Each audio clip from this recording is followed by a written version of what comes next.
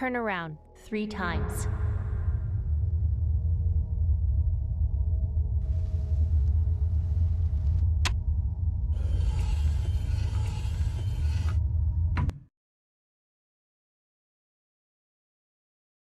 Start shooting.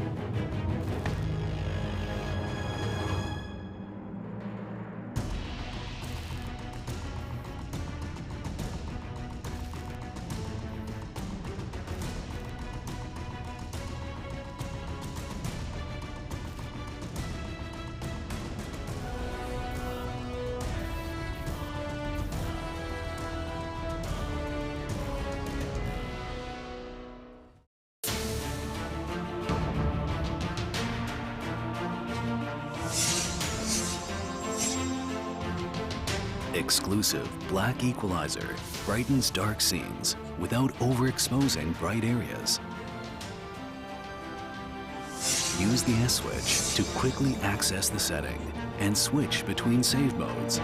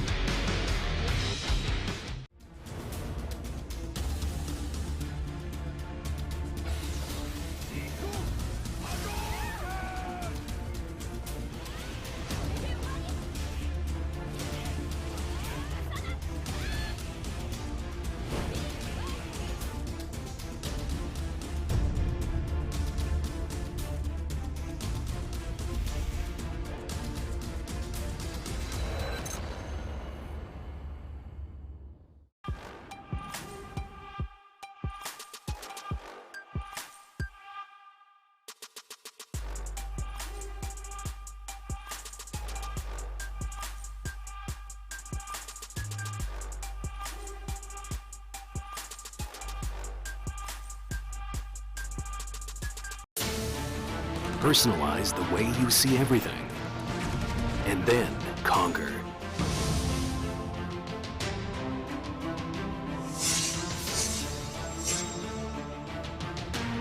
Exclusive black equalizer brightens dark scenes without overexposing bright areas. Use the S switch to quickly access the setting and switch between save modes. Adjust the angle effortlessly for maximum comfort.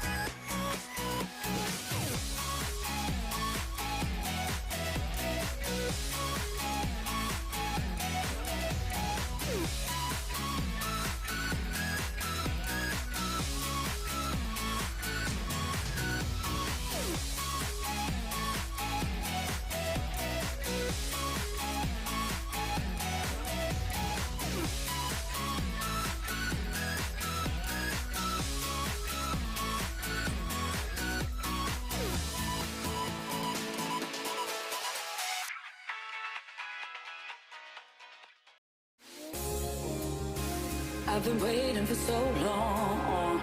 Now those feelings are so gone. I don't care what else goes on. We will take you away in the night when you see me, and I'm feeling free. Leave me to play. We bring the heat, we bring the fire, we bring the dirt, we'll take you higher. We bring the heat, we bring the fire, we bring the dirt, we'll take you higher. We bring the heat, we bring the fire, we bring the dirt, we'll take you higher. We feel the bass with our desire, face split and bass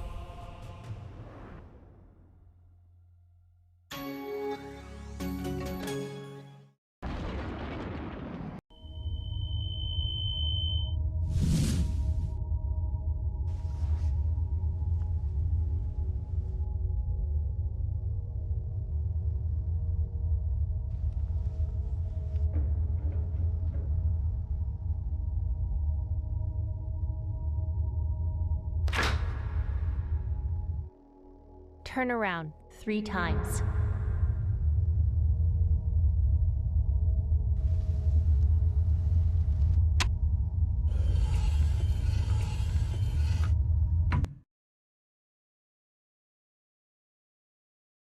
Start shooting.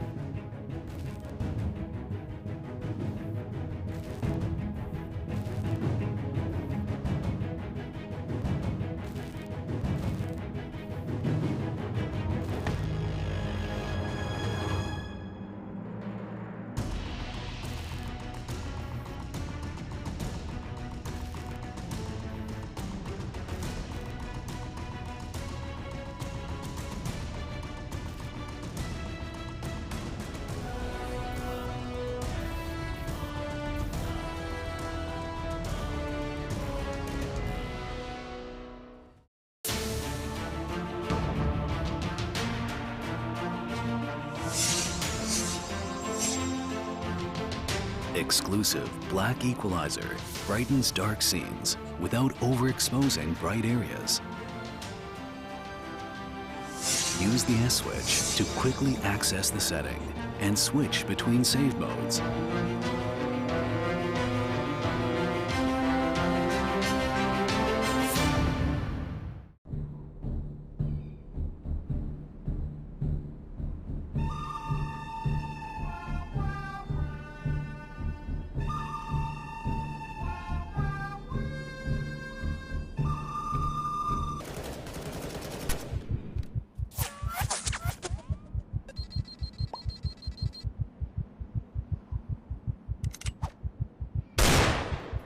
Oh no! Punch! Oh, crap!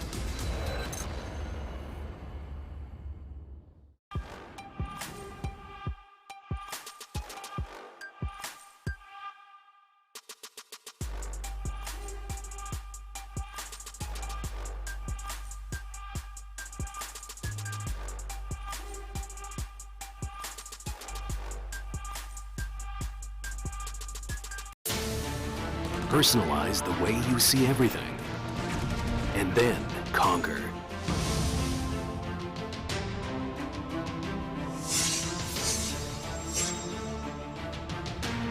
Exclusive black equalizer brightens dark scenes without overexposing bright areas. Use the S switch to quickly access the setting and switch between save modes. Adjust the angle effortlessly for maximum comfort.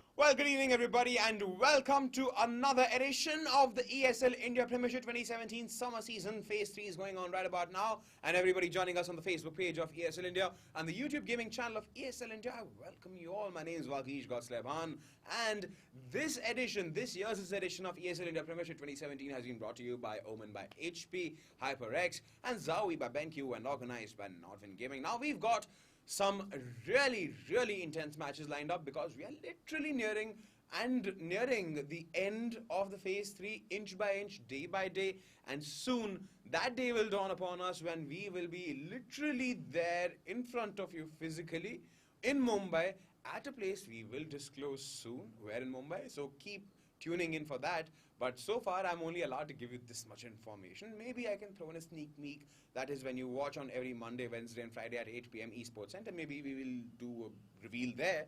But for that you'll have to keep tuning in onto the Nordvin Gaming page. But that's for later. What's important are the matches happening today. That is the Best of 5 Clash Royale, Counter-Strike Global Offensive and Dota 2. So before we head off into that, let's quickly take a look at what the matchup is today.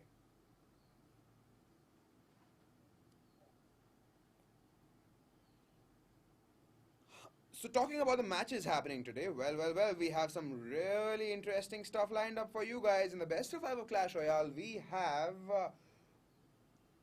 Vikram Asopa having a showdown against Arpan Christian, whereas at 6:30 p.m., that is just about now, while you'll be seeing the live stream of the Best of 5 Clash Royale, we will also be showcasing, we will not be showcasing the other match, that is the match between Jimit Bhatt and Devil's Twin Tahir Sharif. That's going to be the off-stream match happening, but we will soon update the scores on the ESL India website. Make sure that you guys check it out there. Moving on, we have Counter-Strike Global Offensive between Team Brutality versus Team Wolves, whereas off-stream we have Dare to Dream versus SemperX. Now in Dota 2, we have Aggressive 5 having a showdown against White Unicorn, whereas 3C4DA will face Team Buridza. Now that we know the lineup of today's matches, let's quickly take a look at the Clash Royale standings in the Masters League.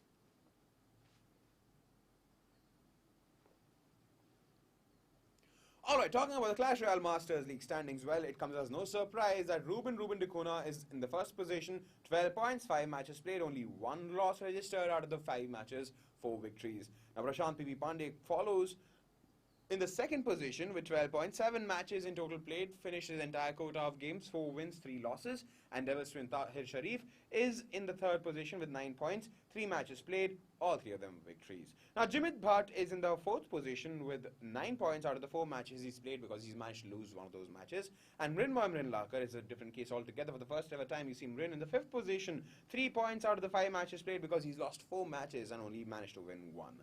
Now Arpan is in the 6th position with 3 points, 4 matches played, and again 3 matches as losses in those 4. Now Hasib and Vikram Asopa are in the 7th and 8th position respectively. Both of them have the same story. They've lost 2 matches. Out of the 2 matches they have played already, and they've managed to gain 0 points out of all of them.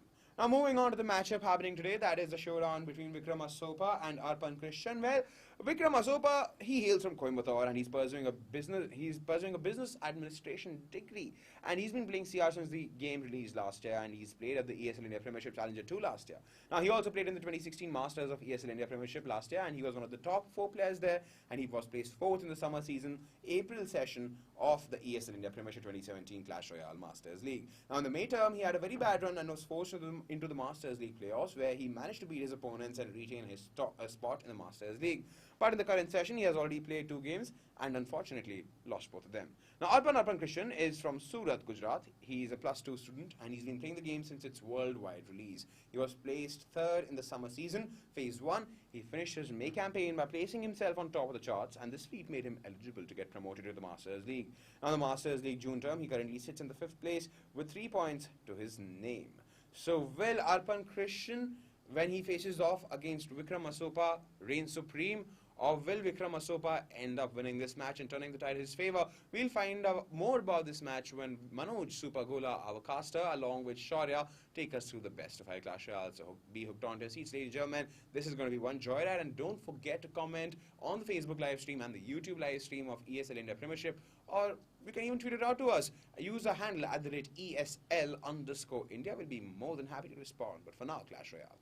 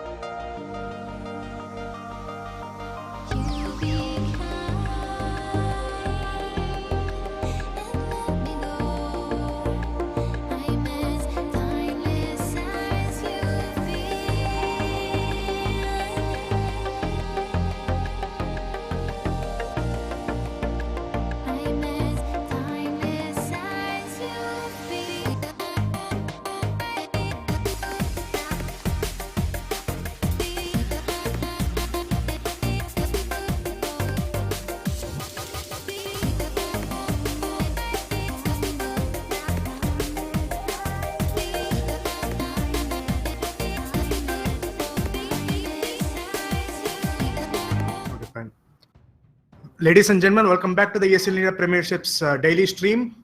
I am Manoj Supergola, and with me is Shaurya, whose gamer name I'm not going to say because he's going to change it soon. Mittal, say hi, Shaurya. Hey guys, how's it going? So it's been a while since this has been a while since we casted our last Clash Royale game, and surprisingly, this is the first match we're casting after the patch, as you were about to say. Yes, we were supposed to catch day before yesterday but because of some technical problems, we weren't able to. But we are back with full power right now, as our host Vagish would like to say. And we're going to be watching a match between Asopa and Arpan, and looks like Asopa has just put down a crossbow deck. This has got to be the funniest match opening I have seen in a while. Yeah. Honestly, who expected first of all? Who was going to expect a building deck, especially the building being the three legs of building? I'm forgetting the name. The skeletons, man. The tombstone. Yeah, the tombstone. See, I was getting confused with graveyard. So I'm surprised tombstone is being run, and I'm surprised the answer to that was a crossbow deck. And that crossbow basically just brought down the entire tower by itself, didn't it? Yeah, look at that. It's okay. So this time it's a little better because no, it's not better. That crossbow is going to bring down the other tower too. There's no two ways around it. And for some strange reason, we are able to see Asopa's elixir. That may be a graphical bug. No. This is a new change. It's part of the patch actually. Okay. Yeah. So because apparently people are using it. It doesn't look like this game is being affected by the patch much. I only see the lock as the affected card. Yeah, actually, I mean, see, the thing is, because of the patch and because of how things change, it's never quite that simple, right? Because, a loon coming out.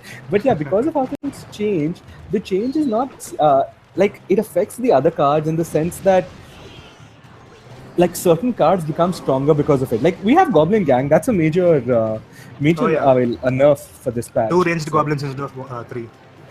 I think a more appropriate nerf would have actually been 2 melee goblins, because I don't think the range goblins really changes that much. But alright. The skellies have been such a big change though. I think, see, that's the thing. That's why you're not seeing the skellies. We're not seeing the skellies because there's only 3. I don't think they'll be able to use them as a good cycle card anymore. So 10 seconds left, exactly, 3 HP left on the tower. Arrow's gonna bring it down, but I think there's a rocket also over there. I mean, Asopa put down 2 crossbows. 3 crossbows that game, and he just completely won it. He took it away. Those crossbows, man, that's just too much damage onto the tower. Asopa couldn't really, Arpan couldn't really do anything to counter it because he didn't have any counters. Even the Lava Hound is so slow and it damages very slowly. There's not much he could do. Yeah, so I mean, he had the loon though, and he had the lightning. I'm surprised we didn't see that more often from him. The thing is, he kept playing his sort of minions and mega minion, but Asopa was in fact playing the ice spirit, and that sort of stalled them for long enough that the crossbow got a lot of value out. True. It's quite an interesting deck actually that Asopa's running, the crossbow deck. Well, we've seen crossbows work wonders in the ESL India Premiership, so I guess there's no problem around it. And Jumping into game 2, we see a giant beatdown deck possibly coming out from Arpan instead of a golem. I mean, come on, if you have a giant, it's going to be beatdown. What is a giant non-beatdown deck even look like?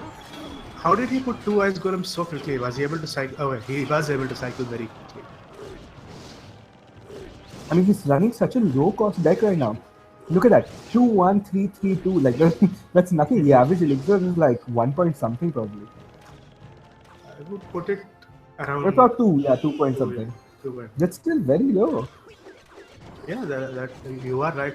So we see the second nerfed card being used in the ESL India Premiership, which is the Goblin Gang. The first one was the log, and it's a. Goblin was there in the last one also. So at least this giant is going to take care of the crossbow. I'm a little surprised that we aren't seeing a witch at all, because I thought the change was quite a decent enough of a buff for her to maybe see play. Buff? The witch was buffed. Like the witch. True. I'm still thinking about the night witch and how it counters night witch was so very well. Yeah. So just over a minute left. This log is going to take care of that push, but that miner is still going to get a couple of hits. Really noticeable actually. Mm-hmm. It's quite noticeable, the log's range. Like now it's not free chip damage most of the time. Well, now I guess Anirudh won't be saying that it's so overpowered anymore. Yeah, that is there. But I mean, yeah, see again, right, that's the whole point. That you play the log, cycle a card, you get damage. At least you get chip damage as well. Now you can't get that much value, which is, I think, a good change. Log was really overpowered. And this is what it was just too versatile and too powerful, man. It deserved an up and it got an up. Yeah, and on the left side, we basically saw the entire match played out within 5 seconds over there. Arpan's game plan is he's going to crossbow one side, and Asopa is going to put a giant on that side. On the other side, then Arpan is going to put his miner and his goblin gang, and a log's going to come out from Asopa to counter that. Yep, see? I don't know why he logged so aggressively. Yeah, I don't know why he placed it so aggressively. He should have placed it far back. And we are going to be going into overtime, but Arpan's stud is almost not touched at all. And he he gets the giant down in time. This is just... yeah, Arpan went for it, man. He made a counter and he executed the plan perfectly.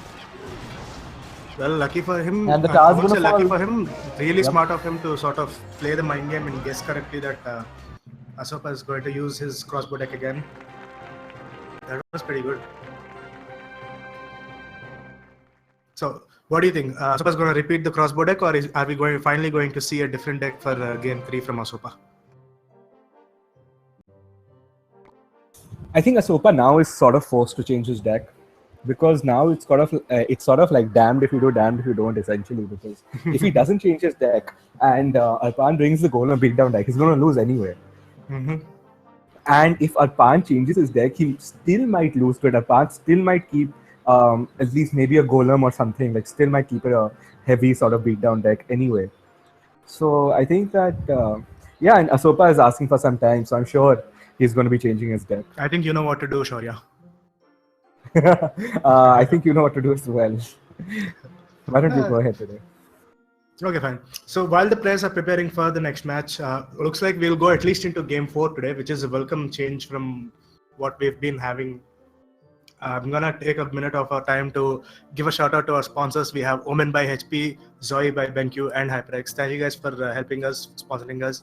As at Not Been Gaming, bringing this production to you live every day at 6:30. This is what we live for. This is what we do, and this is what we get most excitement out of. And Absolutely, guys. yeah. So I just want to say, what is Asopa going to do? Is he going to go back to his pocket strats, or is he going to? Oh, and they're ready to go. We're gonna jump right into the game, and I hope Asopa will change his deck into a more fancy rocket or lightning deck, or a three musketeer deck, or a ram deck, or a night witch deck, something. Just not a crossbow deck. And oh yeah, there we go. Hawk Okay. cycle. Well, I mean, Hawk Cycle is not really fancy. Hawk is another card I honestly think needs to be like changed. Not necessarily nerfed, but I just feel like Hawk is too prominent. Just solely because of that reason, I feel like it should be looked at. Yeah, when you look at the stats or what card is being used in most decks, Hog is right up there in the top 5. Absolutely, and it's just so widely used. Like that's why I think Hawk should be given a look at. A poison. Oh, is he playing graveyard deck? Yeah. No, I think it's Interesting. poison, ram, and heal. What do you think? I don't think it's heal. That heal would definitely have come out of him. No, not necessarily. He still wants to find out the last card from Asopa before he commits. Asopa has revealed 7 cards. Arpan has only revealed 5.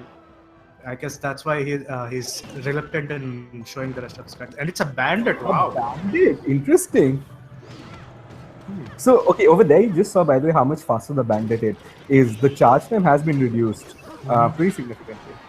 Oh, See, that ice spirit just got wrecked. Oh, and it just went through. Oh man, that bandit got a lot of work in. Oh, it does. It dashed to the ice It spirit. did some Hanson Jones shit right there. That is possibly the best bandit I've ever seen, like live. I'm not talking about like the montage and stuff, but live, that is possibly the best bandit I've seen. So 794 HP. I think we are going to go into double elixir. Arpan might just have this in the back. This is his game to lose, I would say. Look at that dodge through the axe, but he's gonna get hit on the return. That's fine. It also got buffed, by the way. It did. The HP was increased. Oh, And that's going to be, the tower falling. Yeah, it's going to fall. Oh, and the log just not hitting those 2 spare golems. And they're going to be able to clean up. That's pretty funny, actually. you know what this means for me? I finally we're gonna see some changes in the decks. The log is not as good as it used to be. And Log is still really good, to be honest. Like, I mean, I doubt it's going anywhere. Sure, it's not blatantly overpowered, but... And I am surprised, man. That bandit, it just got caught also. It was almost out of the range of the tornado. I'm surprised it's doing pretty well, actually. that hog. Oh, couldn't decide where to go. 10 seconds left. I think Arpan is taking this. The score is going to be 2-1. And we are going to go into game 4, which might be the last game of today. Yep, that is this match. So the players did sort of change out their decks, which I'm really glad that they did. Gives us something a little more to talk about. So the bandit, how often have you seen the bandit being used in big tournaments like the ESL India Premiership? Not very often, right? So I would say about 3 times maybe before this. That's one of the rarest cards, I would say. Dark Prince. I am not going to talk about cards that have never been used. I'm going to talk about cards that are in the meta that are being used. Bandit is not really in the meta, I would say. I mean, it's used, but it's definitely off meta. Hey, here in the ESL India Premiership, we have our own meta, okay? Oh, okay. Yeah, sure. No, See, but our meta was stagnant for like almost 2 phases because of one person. that is true. That is true. But this bandit actually got like a decent amount of work done, man. I'm quite It dodged so many things. It did so much damage to the tower while the miner was tanking it. And we are going to go into game 4. And what do you think is going to happen this time? Hopefully, Asopa takes this one. Game 5, you know, we always want game 5. I've really been liking, at least, I mean, you know, the sort of... I've been liking the play coming out by Arpan. I mean, he is the newcomer, and he's performing pretty well. Oh, is he going to aggro? He's not going to aggro. Oh, that's bad. That goblin, as I was able to fool you, the voodoo goblin. It brought down the baby dragon pretty quick. This giant is not Voodoo going to Dragon is a either. card that's actually seeing more play now. It has a very high single target DPS. It has very low activation. It's very fast, and it's pretty cheap. I guess that's a lot of pluses and not really many negative points. The only thing I would say is it has very low HP. It dies too quickly. Well, I mean, that is how it's balanced, right? That's the whole point. True. It is only 3 elixir. Then again, if it manages if to you are keep able like- if you are able to dodge the log with the Dart Goblin or dodge the arrows or basically any. I think the spell that's range meant to gives kill it a lot of enemies. creative placement sort of opportunities, I would say. Like here, that was not good placement. Oh, okay. It's actually just outside the splash radius, so that's going to be alright. I thought it might be called the splash radius for the baby dragon, so that would be pretty bad. That was a horrible placement for the minion horde. That was in general just not good defensive play by Arpan, and he did that on the other side also. He didn't. I don't think he responded appropriately. So looks like my prediction might just come true and we'll get a game 5, but we'll see. We're entering a double elixir time, and this is when beatdown decks shine most. So maybe Arpan will mount a comeback. I want to see what Arpan's final card is, though. I'm not sure what he's running. I think it's another spell. Just don't know what it is. It Lightning might be coming out log from actually. Asopa. And the lightning No, actually if going to it was a have log, that. he would have used it much earlier. There were so many good opportunities. I don't think it's a log. Okay, that is. What was that? That was horrible. What is wrong with Arpan? Arpan is just, I don't know, I think he's just floundering, like doesn't quite understand how to defend these pushes, but I don't know if dude, I think Arpan doesn't have a spell as his last card, because if he did, he Asopa would just be put using down a it. P.E.K.K.A. Yeah, I do see that. That is quite interesting. And that's Arpan just agreeing to his defeat, sort of. Fooling around, there was a fireball. So again, there were so many good opportunities for a fireball. Why didn't you do it? What? What I'm is this, surprised he Arpan? did not get 3 crown even after that. So Asopa is taking this one. The score is now tied at 2-2, and we are going to go into game 5. I think Arpan just threw that game away, didn't he? Yeah, I threw it don't from know the what he did. beginning. He just, every time he was up for defense, he would just screw the boots somehow and just not be able to defend. And the really weird part is that he failed to defend the same push from Asopa twice. And he had a fireball in his hand the whole time. That is absolutely like, that's just unspeakable. I don't know what he was thinking. I think he just sort of floundered. I think he should have played it a little slower maybe, and focused on defense before sort of putting down his giant, because that wasn't doing much. I mean, the giant was going down, and that basically gave Asopa a pretty good opportunity to place his Dart Goblin, and that would get a lot of value off it, because the Dart Goblin would be somewhere at the back, and Arpan couldn't quite get to it most of the time, for example. Well, we are just wait. You're right, but we will be seeing if the players are going to change it up in game 5. Just waiting on players. So I think they're switching out their decks. This is turning out a little bit to be exciting. Yeah, it is kind of turning out to be pretty exciting. I mean, I don't know. I don't like the deck choice, honestly, from Arpan. You don't like the deck choice. I don't like the fact that he had a fireball and didn't use it. But No, that is again, like, I'm not even going to talk about that, because that is definitely not something that should have happened at all. So Arpan is ready for the next match. We're just waiting on Asopa.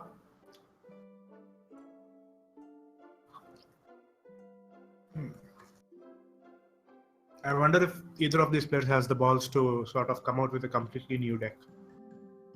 I wouldn't be surprised actually seeing in game 5. It'd be okay. And they're taking a while this time.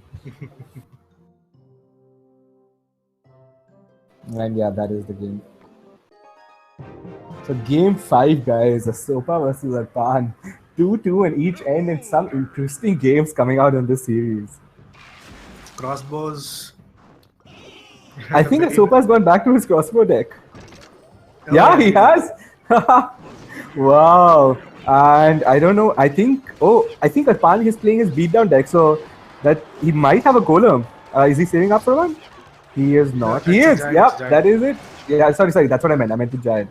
That's my bad. And this might be a sort of easy victory for Arpan in this case. Oh yeah, that I mine know is that going to Asopa- tag the hell out of the tower, and the baby dragon is just going to keep pummeling it with fire. Look at that tower might just fall. Oh, okay, the Mega Minion is gonna sort of stop that from happening, but wow. Actually, Asopa I think is playing even better than the first time. Asopa is definitely playing better, but his deck is sort of countered.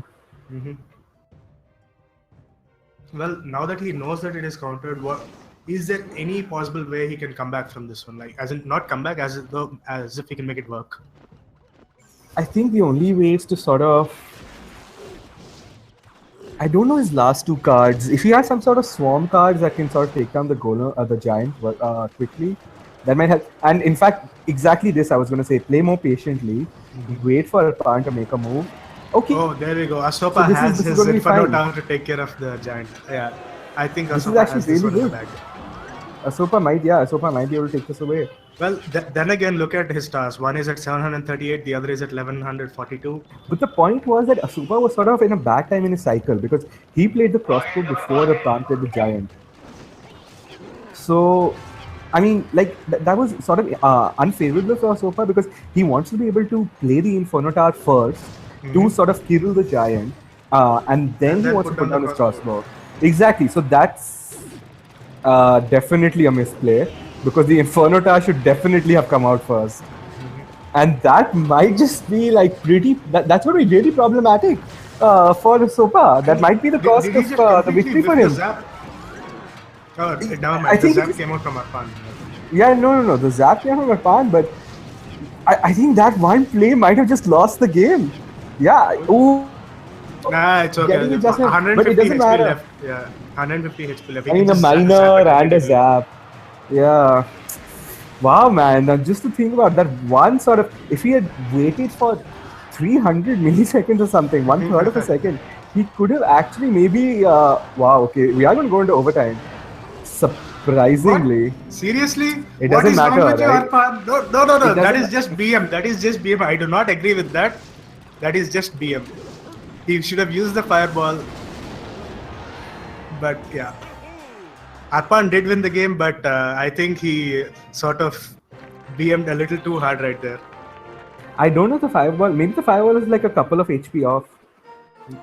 No, the tower had 150 HP, man. There's no way the fireball couldn't kill it. Yeah, that's true. Anyway, Yeah, that's 229 congratulations damage. to Arpan winning the match 3-2 against Asopa. But I guess that's it for Clash Royale today. This is Manoj Supergola, and with me is. Hi guys, sorry I can't introduce them out. Stop saying dominant. It's just too I long. should. Guys, again, to anybody listening, if you can come up with a good name for this poor guy whose gamer tag is just too long, please type it in the YouTube chat or Facebook comments or whatever. Just write to us. If we like it, we're gonna use it. Yeah, definitely, guys. Thanks a lot. Having said that, do stay tuned though. The Clash Royale is over, but we still have some CSGO and Dota 2 action coming your way. For now, we're going to hand you back to our host, Vagish. Take it away, Vagish. Thanks, guys.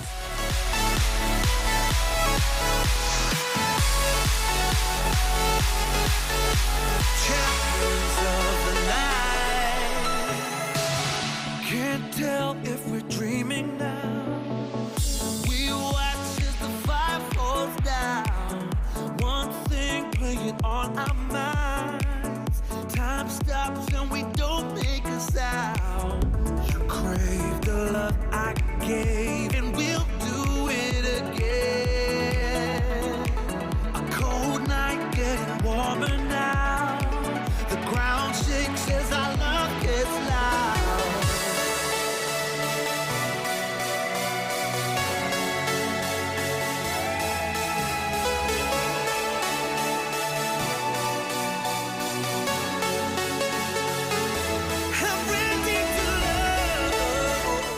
Well, it seems like a tough day for Vikram Asopa as he's lost with 3-2 being the final score.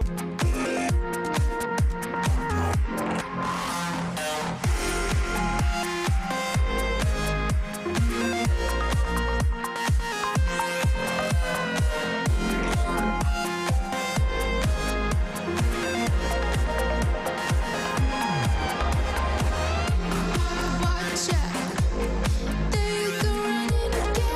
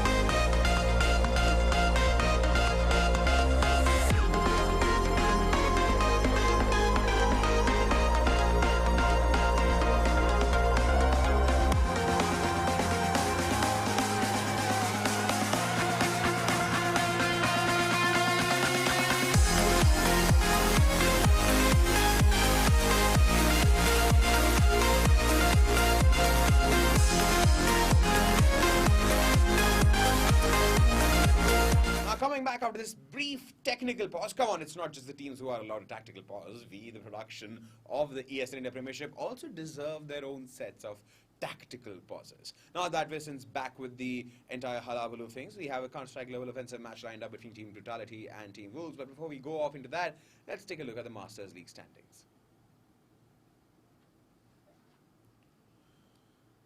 Okay then, people, talking about the Masters League standings of Counter-Strike Global Offensive, we have Risky Gaming topping the charts, 12 points, 4 matches played, 4 of them, all of them, victories. And so does NED Gaming stand in the second position, 9 points, 3 matches played, all 3 of them victories. And Semperx comes in a third position with 6 points, 3 matches played, 2 wins, 1 loss. Now Team Wolf comes in at 6 points with 3 games played and 1 loss out of those 3 games. They're in the 4th position. Brutality follows in the close 5th position with 6 points, 5 matches played, 3 matches lost to 1.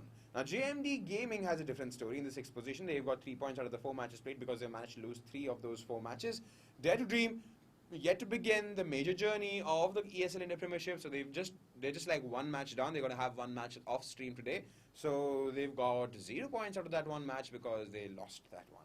And Game for Glory, the Pakistani team, the international team here, is in the last position. Can't handle the tough Masters League there. They've got 0 points out of the 5 matches played, and all 5 of them losses for them. Now that we know who all is placed where, let's take a look at who the teams are having a showdown today between in Counter-Strike Global Offensive. That's Brutality versus Team Wolf. Now, Brutality being a Mumbai-based team, having one of the most, how would I say, greatest fan followings from the Indian subcontinent, because they've been playing this game since 1.6, Counter-Strike 1.6. They're yet led by Arjun Juventa Kanpal, and the best thing is this team has got that kind of a fan following which is literally unrivaled so far. Probably NTT Gaming might come close enough, but no, the team has been able to garner that kind of love.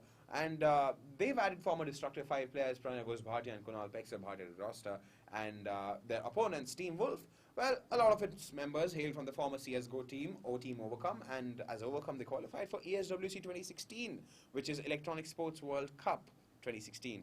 Now, World Championship.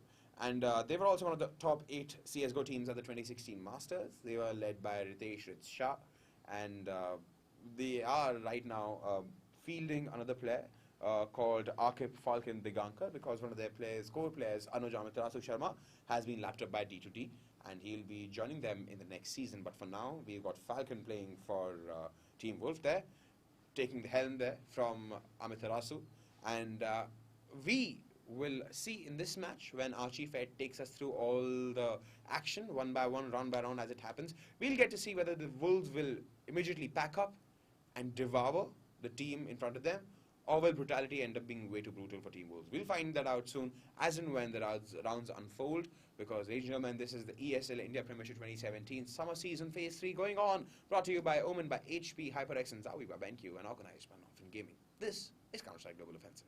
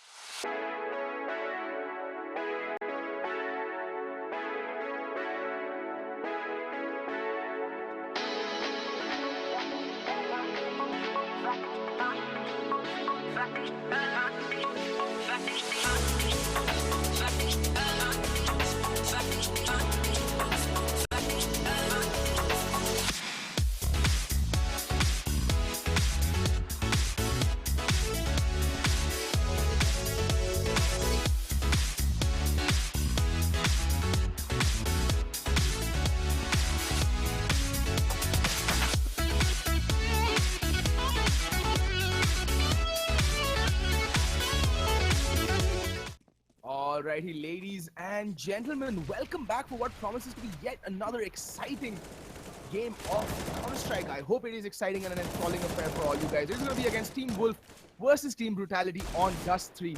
Sorry, Mirage. But yeah, ever since Dust 2 has left the map full, Mirage does come up more often than not. And it is, well, a pretty strong map for both Team Wolf as well as Team Brutality. I'd say Brutality get the shade bit of an advantage in terms of how well they play this map and their previous record going head-to-head against Team Wolf. But Team Wolf are a pretty capable team on this map as well. They've taken, well, risky to overtime. So you know that they've got what it takes to play this map. Anyway, folks, Brutality did play, I think they played JYP earlier in the afternoon on this very map. And unfortunately, they did lose 16-11. It is a very tall order yet for Indian teams to compete against the SEA units, and JYP, one of the more established teams, one of the more dominant teams in the SEA scenes, if you would have stayed up to date with the Beyond Godlike tournament that concluded recently the first season, JYP did put up a pretty strong showing in that tournament. Although I think it was Rekka and Boot that last I checked that were that took the top spot in that particular season of Beyond Godlike. Anyway, guys, so we're going live with the pistol round. It's gonna be it's gonna be an A hit. It's gonna be an A pincer hit in the meantime. Oh, look at this. Is in a good place to get a few kills, and well, Juventa actually is in the best possible place, which is never ever checked. And look at that beautiful trigger discipline, allowing for the plant to go down. Gets one, gets two. Juventa being the anchor, but he's in a 1v3 clutch situation. The rest of his team has completely capitulated around him, not really putting up much of a fight. And there we go, Wolves pick up the first pistol round. That was a very good strat that Wolves ran, the A pincer. Not a common strat seen on the pistol rounds in Mirage. Usually it's either a straight up B hit or a very fancy B hit, but eventually the bomb does find its way towards the B bomb site. That wasn't the case though. Team Wolf went with the age-old A pincer, and although Juventa did manage to land two crucial frags, he really needed his teammates to show up. Unfortunately, they didn't hit anything, and that's finally what ended up doing Brutality in that round. Alrighty, we're going to go with Brutality force buying into the second round, and like I've said time and time again, Brutality is not a team you want to trifle with when they're on a force buy. They are one of, statistically, they're one of the best teams on a force buy.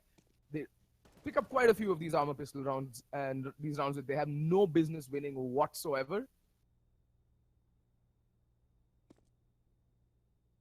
So let's see what's in store for us. So still a pretty spread out setup coming in from Team Wolf. They've not really committed the bomb anywhere, although the players are now slowly inching towards the B bomb site. It looks like it's going to be a play towards the B bomb site. It's going to be a pincer play towards the B bomb site.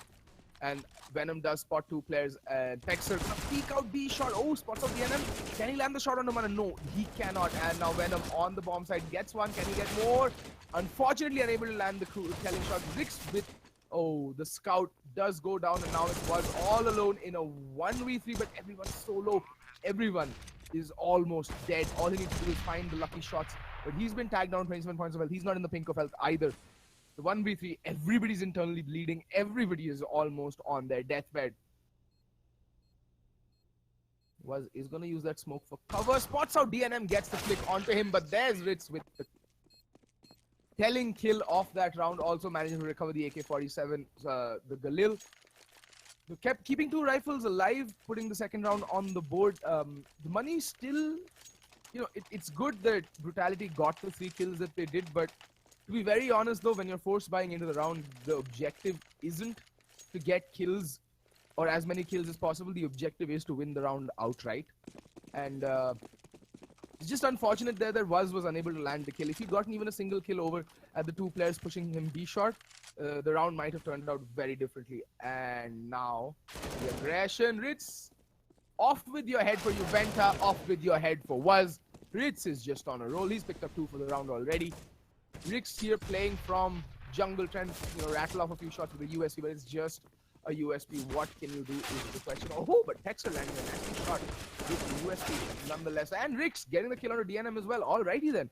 Rix and Texer making the round not as comfortable as, well, Wolves would like it. And Rix also landing a dink onto Manan. Oh, but he's charging through the Molotov, and Manan will put an end to his, you know, charades there.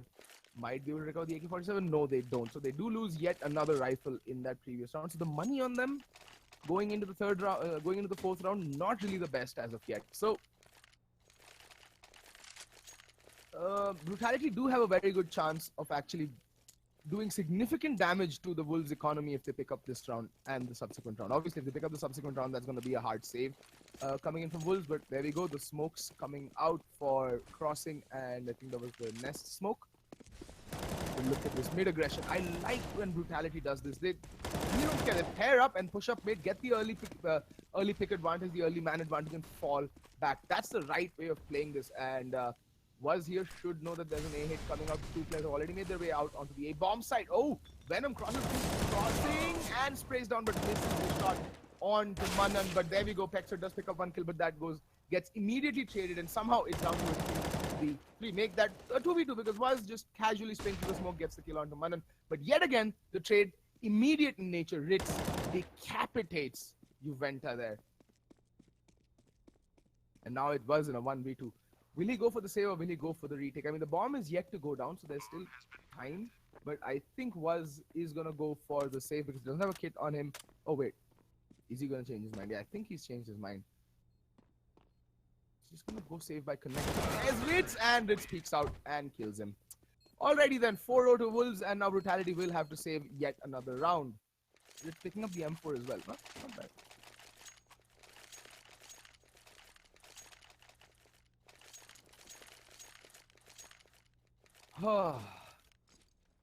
But it was curious, right? That round, what Venom did, I think might have been a little bit of error in communication. I think Venom was told that they're flashed and he can cross over under Palace. Had he made it, the picture of the round would have been completely different. But unfortunately, the effects of the flashbang wore off and Venom was caught in no man's land.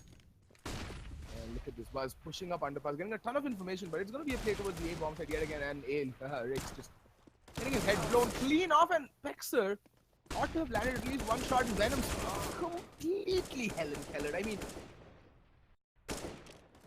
what's her name? I think Rani Mukherjee in black had better eyesight than Venom did in that altercation against, I think it was Monster at B shot. No, it was not. It wasn't Monster. It was Ritz, I think. Ritz. Yeah, it was Ritz at B shot. Yeah. But like I said, that previous round, so their gun round was primarily down to a miscommunication that Venom was caught crossing in no man's land. I would have rather he played from where he did. They had the man advantage. There was no need to force the issue. They could have just played the trade game. They were 5-4 up. They didn't need to present themselves in the 1vXs as they did, because the T's at that point will always be multiple peeking you. If you're going to peek T-ramp as they're making their way up, there's always going to be 3 players at least, or at least 2 players, you know, with their sights trained on you at any given moment. And there we go, Ritz lining up the CT smoke.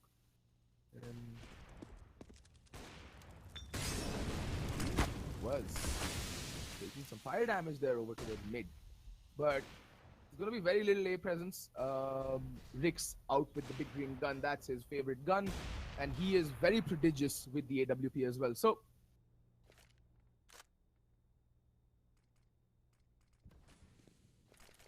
A smoke's coming out. Juventa laying down the counter Molotov, so it's going to hold off the push. Maybe allow someone from the CT side to reposition, but in the meantime, look at this. DNM has made his way up, you know, down underpass and just got 1 kill. That's going to hold off rotations even further because they might think it's a fake. And Monster getting the kill onto Juventa not going to ease matters at all. And needs to be careful. Spots out to almost could have been a collateral. They almost line up for him. And Pex are going to make his way up connector as well. It's down to a 3v3 somehow. But bomb yet to go down, and the CTs, they need to be very, very wary of DNM's position, and they are. Pexer, ever vigilant, ever prepared, gets the kill, but there's Venom with the kill on the Monster, and Venom gets the kill onto Manan. However, Brutality still not out of the woods yet. They win this round, but they keep, well, 2 players alive, so their money is going to be completely wrecked. That means they're not going to be able to go into this round with the best possible buy, in my opinion. Yeah, one player is going to be slightly shy on the utility front, and that is going to be Was. But all in all, at least, yeah, Brutality do open this open there, you know, a count on the scoreboard, put 1 round on the board. Now it's just about stringing rounds back to back. They are on the favored side on this map. They are on the CT side. They should try and at least get 9 on the board so that they have some breathing room or some leeway and some room for error on their T side. And Rix is going to be spotting over towards Palace. It is looking for all intents and purposes like it's going to be an A hit, and they're going to walk out A. This might throw Brutality off guard a little bit. Rix going to be checking. Yeah, there we go. Juventa getting caught off guard with the lack of utility usage. So far Wolves have been using nades and smokes to cover their entry, and there's Rix with the AWP. Gets the trade on to Rix. Whoa, look at that. Rix with the hardcore parkour moves. 3k already for him. That man has done his job for the round. He's going to lay down the covering smoke. That's not going to reach, but still, the sound might just draw out the 2 players. And there's Monster from Palace gets the drop onto Rix. Now it's again down to a 2v2. And they know that the smoke has missed, and there is a player over the Tetris. That's going to be Falcon. Oh, trade coming in yet again. And now Venom and Monster. And Venom's trying to find the bomb desperately. Taps it. Monster. We get drawn out. Monster knows that he's not there. And that Molotov should be able to cover it. He does have 5 seconds, but Monster's going to peek out and gets the kill regardless. And the worst possible thing that could have happened has happened. Brutality have gotten hard reset.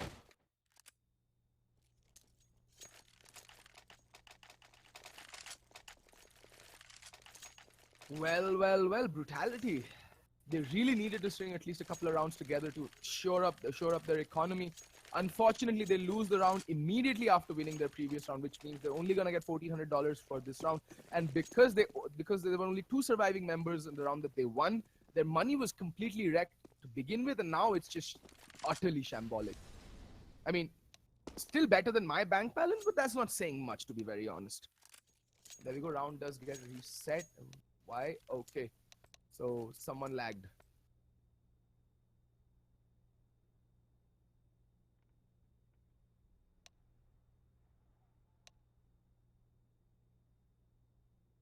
Okay. We're just waiting for Brutality to fix their internet connection problems.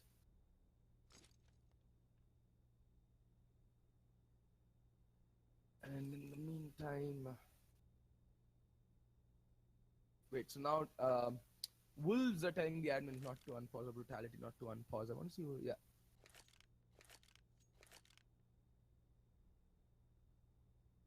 So everybody died from both teams. However, Wolves did manage to pick up the round regardless. They're going to have money to buy into this round, although their buy is also going to be a bit stretched. I would suggest that Ritz and Monster actually pick up an SMG apiece and just shred through Brutality like there's no tomorrow.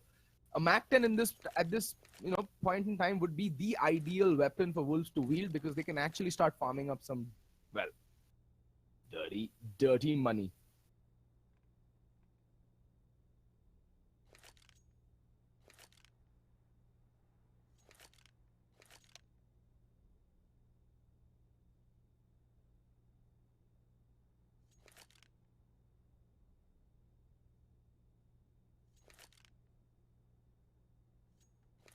Alrighty, so yeah, we see Ritz with the ump out. 4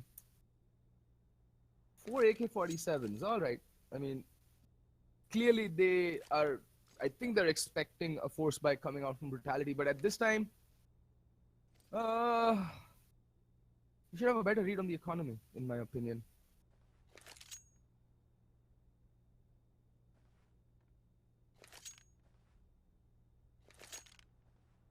Match still paused.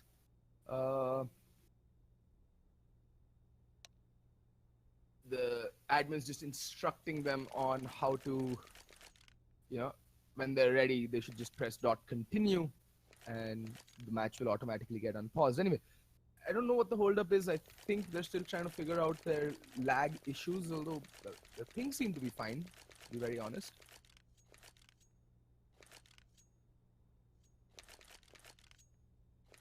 But the way Brutality are playing on Mirage, I'm a bit worried at this point, because it essentially means that the Wolves are gonna get 7 rounds easily.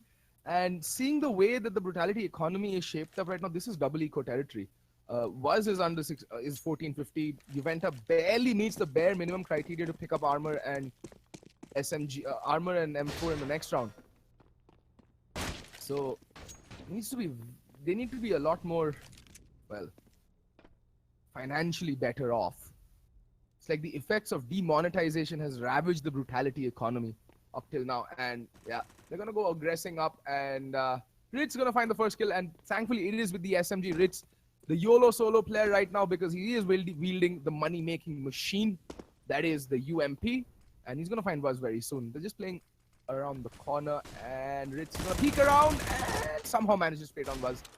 And now they know where he's playing from, but and Juventa has taken the kill onto Falcon. Taking some damage there. Ritz caught with a nade out, not the best possible decision, and Pexer there ends Ritz's hopes and dreams of becoming a millionaire. And somehow Juventa is just going off. He's got it down to a 1v2. And Manan, I don't think they know where Pexer is playing from. He's recovered the UMP, but the aim punch just not allowing him to land a clean enough shot onto Manan. And, well, it was messy. They lost 3 guns to a full eco. I think just Juventa was the only one who bought up a pistol. And yeah, like I said, it is going to be a double eco territory right now.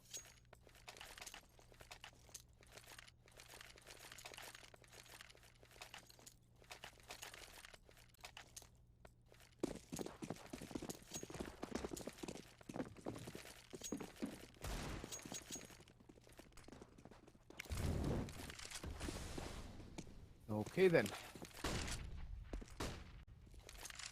So now I think, yeah, Wolves were expecting Brutality to buy up, which is why you see like 5 rifles across the board. Falcon getting the kill onto Venom.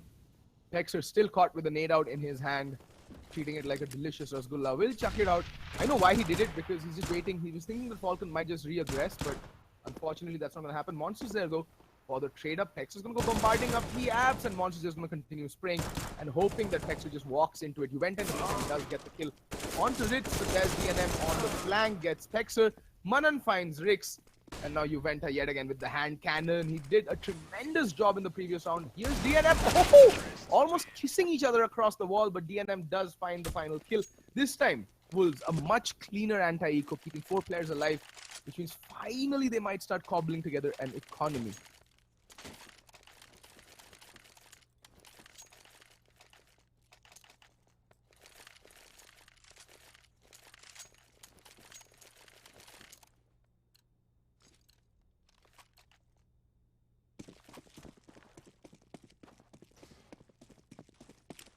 Alrighty, finally the buy coming out from Brutality, but this is the thing, right? Because they're because they've just not been able to string together, get any momentum going in the first half of this, you know, in the primary half of this first half. Brutality have kind of conceded the half already. Wolves putting 8 rounds on the board. On the T side on Mirage, that is a commendable feat. Like I said, it is primarily a CT-sided map, but there's Venom, there's Riggs, gets 1, gets 2, gets 3, somehow. I don't know what his teammates are watching, and tags down Manan to almost 0 health. That leaves Falcon all alone in a 1v3. Can this man do it? Looking highly unlikely. Oh, well, unless he can find the 1v1s, but they insist on giving him those 1v1s, but finally, Venom and Pexer decide that it's in their best interest to double peek, you know, Falcon. They do it, and they finally see off the round, putting 2 on the board now. Money on Wolves not really that great, because they've consistently been losing 2 or more players in each eco round. That there's just kept, like, there's only been 1 round where they've kept 4 players alive. Everywhere else it's either they've lost 2 or 3 players, which is why their money isn't that great. You see Ritz on the CZ. Well, they do have 4 AK-47s out, but the buy coming out from Brutality much stronger this time around. They have the nades, they have the rifles. Basically, they have it all this time. There's no excuse for them to throw this round.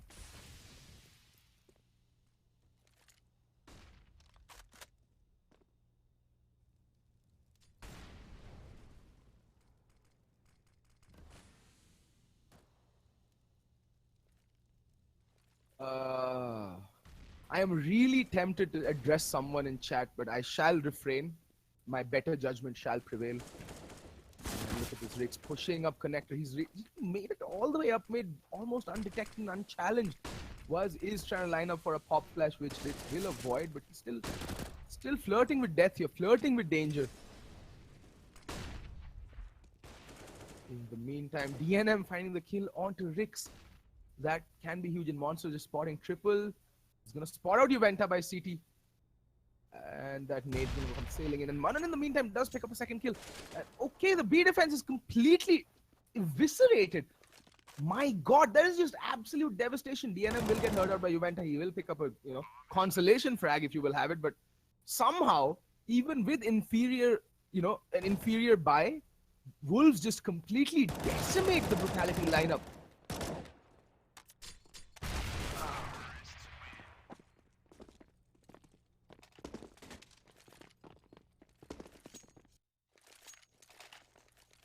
Anyway, 9 rounds to Wolves on the T side on Mirage. Who'd have thunk it?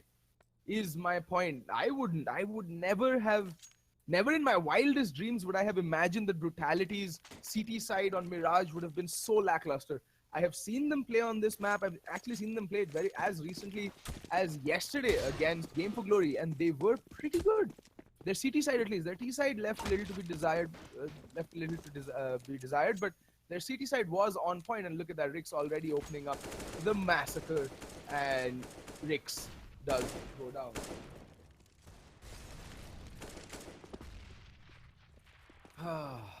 Alright, a 4v5. DNM has taken some damage. Well, Venom does fall to the fire. Metal to the core till the very end there. Venom burning alive. And there's Ritz with the kill onto Juventa as well. Texas just gonna cheekily try and avoid death, but DNM is like, nah, son. You ain't no get right. You ain't pulling a Batman through the smoke today. And he's like, sit down, son. I can see you. Good night.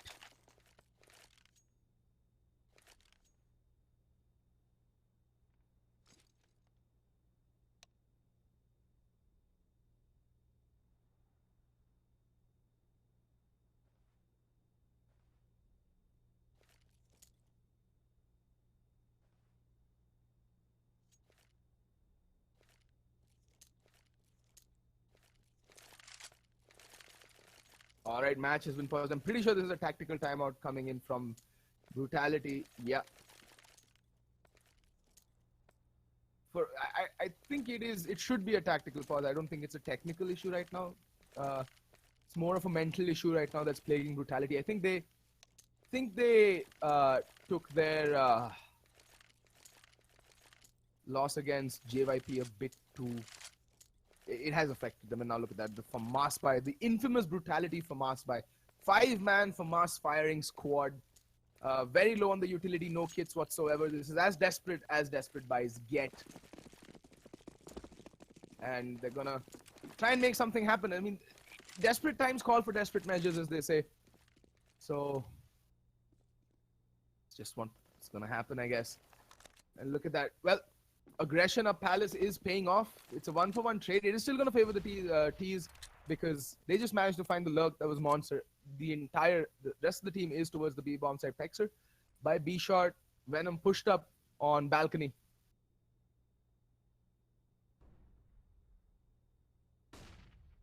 The smokes will be coming out, but bomb is still non-committal. They're now slowly trying to make their way back towards the A bomb site and mid. I think they might just push mid.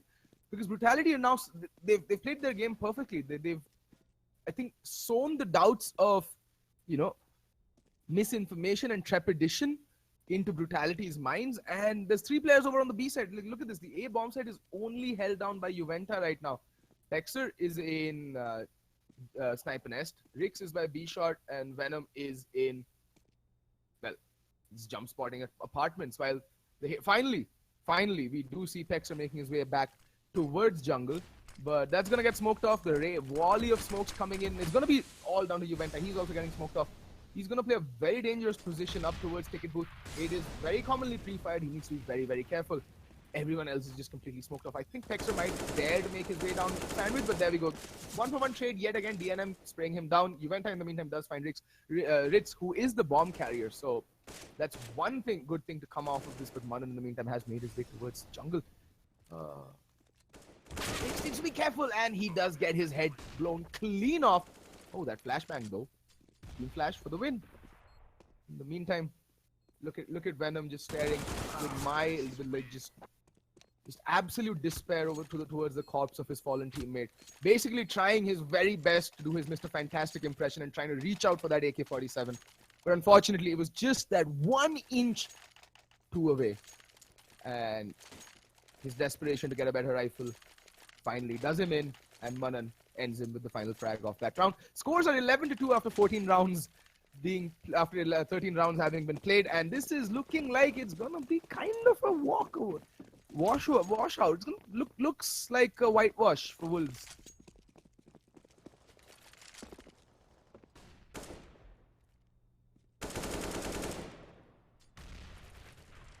Alrighty, Manan and Juventa cleaning shop. Monster with the final kill onto Pexer. And that's as straightforward a round as you can get.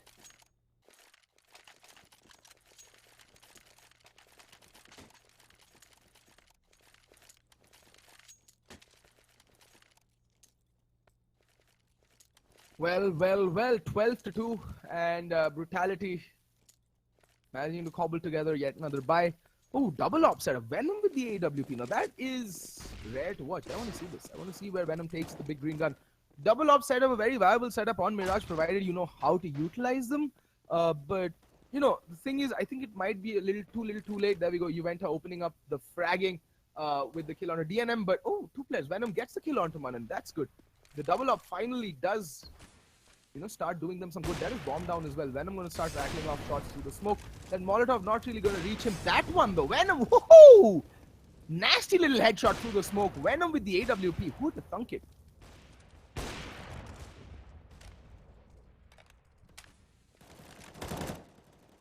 I'm really starting to feel bad for all the Brutality fans who've shown their who always turn up in droves to watch their favorite team play. I am of the opinion that Brutality is India's most beloved team, in Pexer and Monster is flirting around the edge of the smoke, and Monster just completely whips his spray. Yet again, Falcon in a 1v2 situation. Now he has the AWP to work with. Oh, nice flick onto Pexer though. Brings it down to a 1v2. He is going up against one AWP and Juventa with the rifle.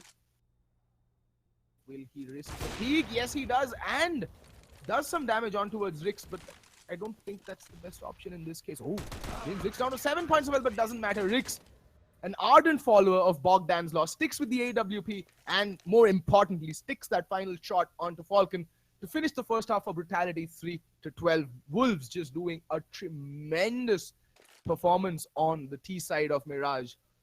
And now Brutality in desperate need of picking up this pistol round if they even want to have the slightest of chances of clawing their way back into this game.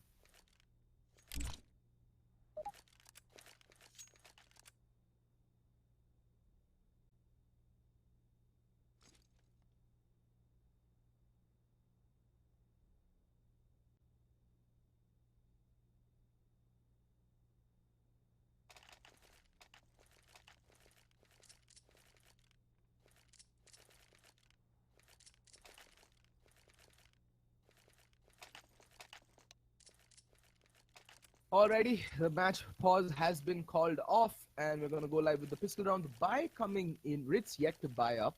But Falcon with the kit and the nade thing might be making his way towards B. Yeah, he's looking in that general direction, so might just be spotting B short or, you know, going towards spotting B apps. In the meantime, Brutality not really interested in going towards the traditional B play. They have one player lurking towards Palace, one player being sent towards B apps to make a lot of noise. And that is the general idea, to draw out that utility and, you know, concentrate fire in that general direction. Ritz though is going to be peeking out. Oh, he's here. He's heard it. He's heard it, folks, and pops a couple of shots off, rattles them off, but not really finding the heads that he needed to. In the meantime, Pexer does find Monster. It's down to a 4v5. Almost immediately, that fast play, yet again, the fast connector play during the pistol round is what does the trick, and Juventa, the beautiful positioning from this man. Ritz, though, does get the kill onto Rix, but I don't think they'll be expecting this flank coming in from Juventa. Brings it down to a 4v3. Juventa, now they have 2 places to worry about. He's going to get double pick, though. Ritz going to make his way out, and there we go. Whittles him down. In the meantime, it is a 2v2. Falcon, the kit has been dropped. Not really sure where it got dropped. I think it was dropped at CT spawn. DNM spot both players. Oh, double peek, but nope. Venom not giving up just yet. Switching to burst 5 more. Oh, they both pull out the knife, and Venom gets the slice and dice going. Well, that was kind of comedic, to be very honest. And there we go. Brutality do pick up the pistol round. Like I said, they really needed to pick up the pistol round. And they do so. And from what I've seen from Wolves off late, they have started to adopt the more evolved meta per se of actually double echoing, like hard echoing the subsequent rounds after losing a pistol round on the CT side, which allows them a lot more leeway in terms of their buy in their first gun round. So, well, Monster going to be the sole defender over on the A-bomb side. He just has a P2K to work with. Spots out Rix. Rix does likewise and puts an end to him. But like I said, it is just pistols, not even upgraded, mostly stock. Rix the only one playing with a P250. And there we go, Venom and Rix. They're just cleaning up shop right now. Toying with Wolves. Manan. Oh, spots on the barrel of Manan's gun. Haha, Pex are being a bit cheeky. He's throwing that gun out as a fake flash. But, you know, Falcon now beating his 4 points of health. What can he do? He gets spotted out and he's just going to stay there. Texador knows where Falcon is and just casually flicks onto him and puts an end to his misery. You know, sucking out that 4 points of health out from right under him. Anyway, scores are 5-12 for all intents and purposes. It is going to be 6-12. You don't really see Brutality messing up this round.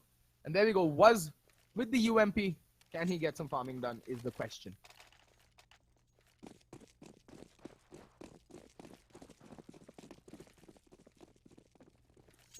He's going to make his way towards the B-bomb site. While it's an A-stack from Wolf. Alrighty then. DNM catching that flashbang right with his teeth. But then returning the favor by chucking a nade in Waz's general direction. In the meantime, yeah, it is going to be... Oh, that messed up smoke though. It's spotting it out. Not like it's going to be of much use right now.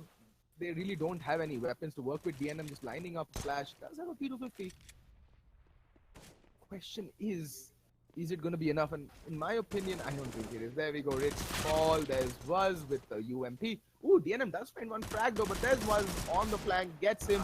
In the meantime, Manan does do some damage. Somehow he's down to a 2v3. Manan with the Deagle, always a threat, but now he's taking a lot of fire damage, and Monster just on the edge of the flames, trying to land someone crossing over and just maybe present themselves into his crosshair. Venom is so very low. He's a general tickle in his direction from capitulating like, well, a rotten sack of rotten potatoes. Yeah, I had to think about that framing for a second there, and there we go. Monster jumps out, gets the UMP, and has to reload at the worst possible moment. Picks up a gun with literally no bullets. It's the worst feeling under the sun, to be very honest, and Venom surviving somehow by the skin of his teeth on 2 points of health.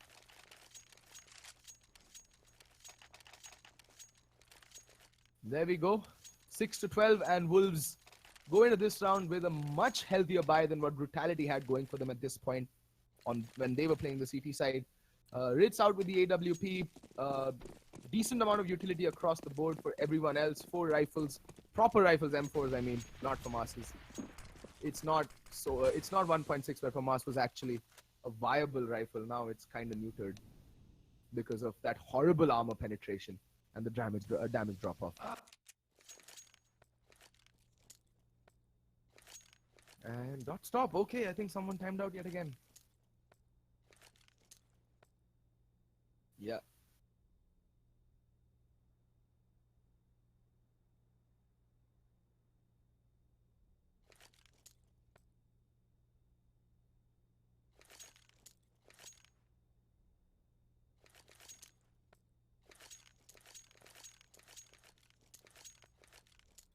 Alrighty, so what do Wolves need to do to pull this map back? Well, actually, what do Brutality need to do, more importantly, to pull this map back? Well, they need to have play the T side of their lives, to be very honest.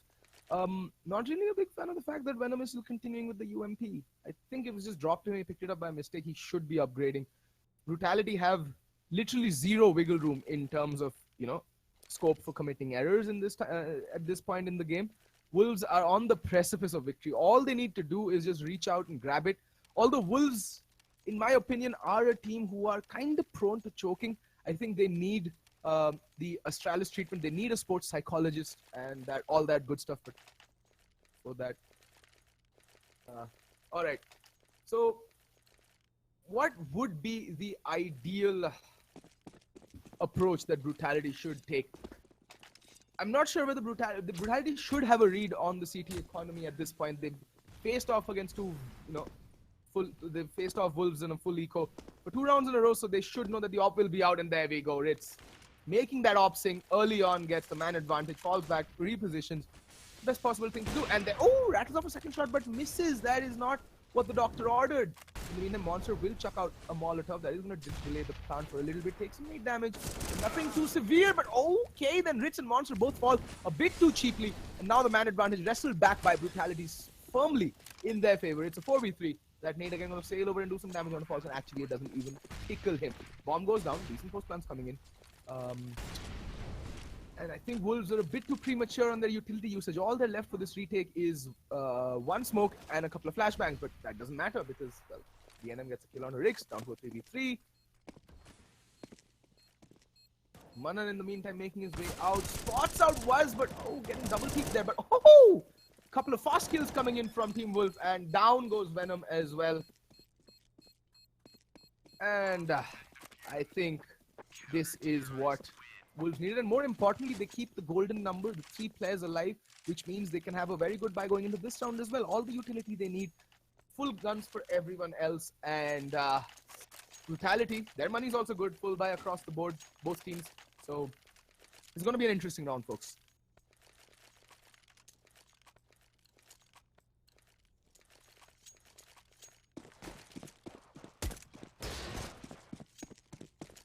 Well, round number 20 here, going live. Brutality, bound to climb. Wolves 13 round. In the lead, it's looking pretty good as well. And if you look at the money, both the team's looking quite dire. So this round's going to be pretty crucial, especially for Brutality. If they lose this round, the money's going to get reset, and Wolves can easily get to map point here. And Brutality, you got to bear in mind, like, these guys have had a pretty rough startup up so far around. But speaking of rough, things are looking rough for Gokul with DNM, Gokmeister, whatever name he's going to be going with. Whatever name he goes with nowadays. So Rix will find him, although he is down to 55 points of health, and Pexter in 41. There's going to be a B hit coming in here, and Munan's all by his lonesome. He does have backup in the form of Falcon, who's playing from Market. Has jumped into the site here, and Venom, great shot there, gets the kill onto Munan, leaving it all down to Falcon, all alone inside, and he's going to find just 1 kill. Is it going to be all down to Munan? Sorry, a Monster, in fact, as Venom's going to find Rich as well as Brutality. They won a round, which they absolutely needed. And why they needed this round is very simple. The money was looking really bad, and Venom, he spots that Monster, is going to get the kill. Yes, he will. Venom just going absolutely ham, picks up a triple kill, thereby saving Brutality. A very crucial round it needed to win. If you look at the cash there, you can see they keep 4 guys alive. The money's looking good as well. And for Wolves, though, we'll have to go for the eco. But luckily for them, they have a lead of 6 rounds, so they can take it slow. No need to go for any 4C buys. No need to try and force a hand. Brutality. For Brutality, they have a lot of work to do right now. They got to string a few rounds together. Was, whatever you call him, he needs to wake up.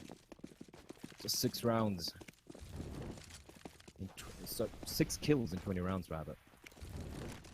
You see mid-control being established by Brutality. Venom's going to get the first kill again. He's been going off the past couple of rounds. Wolves, though, not much to lose. They do have the 5-7 on Monster. And for those who are wondering what Archie is, he's having diarrhea at the moment, so, you know, food poisoning, etc., etc. So we're trying to, like, you know, we watch out for each other.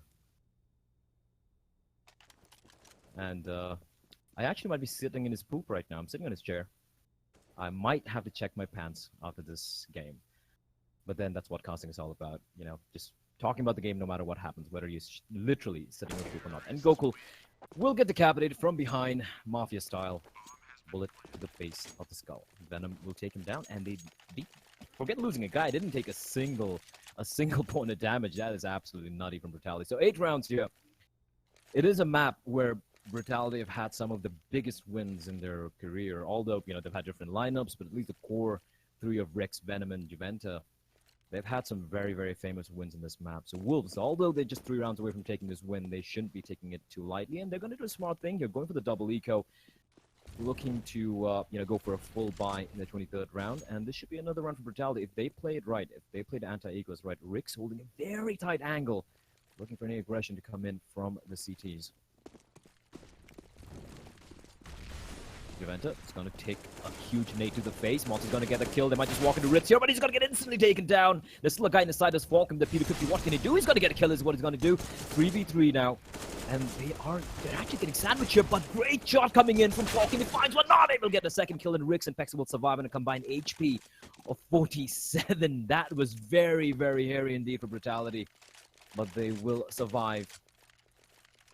As the Wolves, though, doing a lot of damage that round, and they will go for the buy. Question is, are they going to go for an up buy? No, they're not. They don't really have the money either. Instead, opting to stack up on the nades, the kits, the utility, etc., etc. A lot of Molotovs, incendiaries to work with, which is very useful, especially in a map like Mirage. But Brutality, what are they gonna do? Was Juventa getting control of the apps? DNM and Munnan. Pretty interesting setup coming out from Wolves. Could be, by the looks of it, looks like a counter setup, like an anti-strategy setup, because they have two guys over in short, one guy in B. Absolutely no presence whatsoever in mid. It's very reminiscent of Tai Lu's setup against Na'Vi last year when they managed to pull off that upset win. So I'm quite curious to see if it's going to pan out. And Brutality seems to be aware of this. They're taking it a little slow. Bomb still all the way over at T-spawn. Kind of a Na'Vi-esque approach, I'd say. Although I don't think they're going to be waiting for the last 30 seconds, as Wooz is going to be falling back towards spawn, picking up the C4, and they have a pretty good setup here. Rick's holding towards B apps for any aggression from the CT, so of course Munnan's going to be playing kind of an anti-flash position. He's got DNM as well over in the B bomb site, and Ritz now inside of the ladder room. What are they going to do? Looks like it's going to be a fake coming out here. Pexer and Venom, they got to sell this. The smokes have rained in, and they're actually going to bring out the rotation. Although there's still a guy in the B bomb site, and that is going to be DNM. And Pexer on the fake, he finds Monster. Juventa's going to find Falcon. Things are looking horrendous indeed, and DNM now has got to move.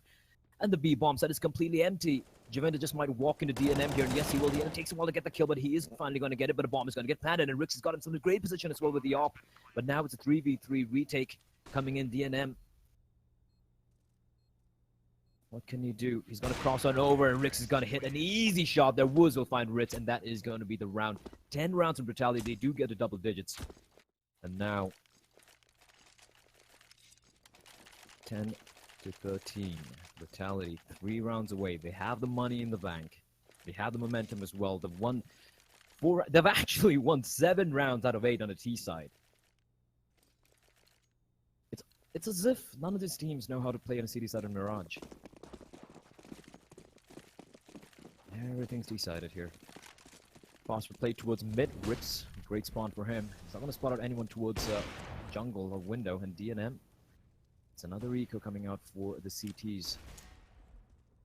4-ton loss bonus. They're going to be going for the full buy the next round. P250s. 5-7, a Deagle as well in the mix. And they're going to be going for... They made a little bit of noise over at A, and they're going to be going for a B stack, which is an interesting decision. Could work out. However, Brutality getting control of mid. Have AKs and ops. They should be taking this sweet time, clearing out the angles, figuring out where the stack potentially might be, which is at B. There are 5 guys there. Are they going to walk into this is the question. Oh no. This is such a curious decision from Brutality. They have no info. They're just walking into the stack here. Woods is going to find one, gets a second kill. Pex is going to get a kill as well in the meantime. Still 2 more guys on the side. It's going to be Ritz. Is going to find one. Leaving it all down to Ritz. It's going to fall. And that is going to be round number 11 for Brutality. That looked really scary. They literally walked into a 5-man stack. But luckily for them, Woods and Pex are going off and getting 3 kills. 13 to 11 now. Have Wolves lost a plot is the question. Because a 12-3 first half. 12-3 first half. And now Brutality are on 11 rounds, and Wolves have just managed to get 1 round between. I think we have attack pause getting called by... No, I think it's a technical issue. A ping issue for Falcon, if I'm not mistaken. But 11 to 13. Anyone's game right now. We do have Ritz with the AWP. 4 M4s, decent summer utility. Ritz has has opted to go for the big green gun instead of purchasing any nades or molotovs, smokes and whatnot. A couple of kits as well to work with. So still trying to figure out what the technical issue is. It looks like a little bit of internet issues for for Wolves. And they're probably going to be using this as a tactical pause as well. Brutality, though. They have woken up, and they have woken up in style. If you look at the money as well, I mean, 13k on Rix, 11,000 on Venom, 8k, 6k, 8k on Pex on Juventa, Wolves and Pex respectively. That's a lot of money in the bank, and that kind of tells the story of how this T side has been for Brutality. They've just been completely stomping Wolves to the ground. But Unpause will come in, and Rix with the op. What can he do? They need to get some opening kills. They need to try and you know, force something here. But Brutality, fast mid control again.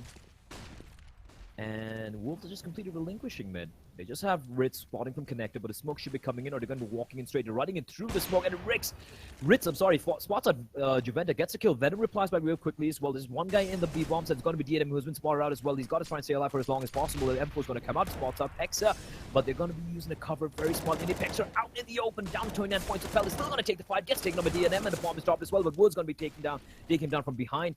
But Ritz is there waiting for him, finds a kill. 3v2 now, advantage to Wolves. Could this be the round where they break the streak from Brutality is the question. Bomb still yet to get planted. It's going to be picked up by Venom. And we can already see Falcon in the smoke. Peeks out. Hero play for him. It's all out of Rix here. The 1v3. He finds one. He needs to find two more. The bomb is dropped. He's got a lot of time to work with as well. He picks it up. Spots out another man. Misses the shot into Ritz. But he has no idea whatsoever for where Monster's going to be coming in from. And Ritz rattling off a couple of shots. Trying to distract Rix. Rix is such a tongue twister for me. And Rix with the op. Here on the corner, spots on Rich. What a shot from him. He still has no idea where Monster is coming in from, and he runs in with a Tech 9, and he falls to Monster. A valiant effort from him, but Wolves finally get another round on board, 14-11. But they lose 4 members, and that means the money is looking quite miserable, to be honest. And this is going to be heartbreaking for Wolves. If they lose this round, their money is going to be in the dumpster. They're going to get reset again. Look at that. 950 in Monster, 500 in Mun, and virtually nothing on DNM, Ritz, and Falcon. So, if they lose this round, Brutality can easily string 3 more rounds together. From then, it's anyone's game. Brutality, they're mixing it up a little bit. It's going to be an A execute by the looks of it. A very default bread and butter play, but Falcon and Monster are playing very up close and personal. This could be troublesome Brutality. If they're not careful here, they can get just mowed down before they manage to pull off anything. Flashbang comes in, Falcon's going to get spotted out. He's going to get taken down. Monster, though, he's going to line them up. Just gets one before he gets taken down, but it's still a man to contend. It's going to be Ritz with the AWP at the edge of the smoke. It's a 3v3 that was internally bleeding on 3 HP. Can Brutality pull this back? Hexa is going to go for the plant. He's going to get spotted out, and it's going to be Rix who's going to get the shot in, but the bomb is going to be planted. It's all down to Rix now. He's the man with the HP because Woods is on 3 points of health. He is hemorrhaging from his ass. Rix, what can he do? What can he possibly do? Woods, he's going for the play here. He's coming into it short. The bomb is planned for him. Rix out in the open. He's got a land of shots. Somehow survives, but no, he's going to get taken down by Munnan. And Woods, he's just running here, but the bomb is going to get defused. He's searching for the last man alive, and Woods comes in from short, and he's going to get taken down by Munnan, ready and waiting for him. 15-11 Wolves on match point. And for Brutality, they have all the money in the world, but the rounds, they're running out of rounds. They need to string 4 rounds together here to take it to overtime. And for the Wolves, they need 1 more round. That was such a smart read in the end there by, I think it was Monster or Munnan? I don't think they heard the footsteps either, because I think Woods was pretty far away.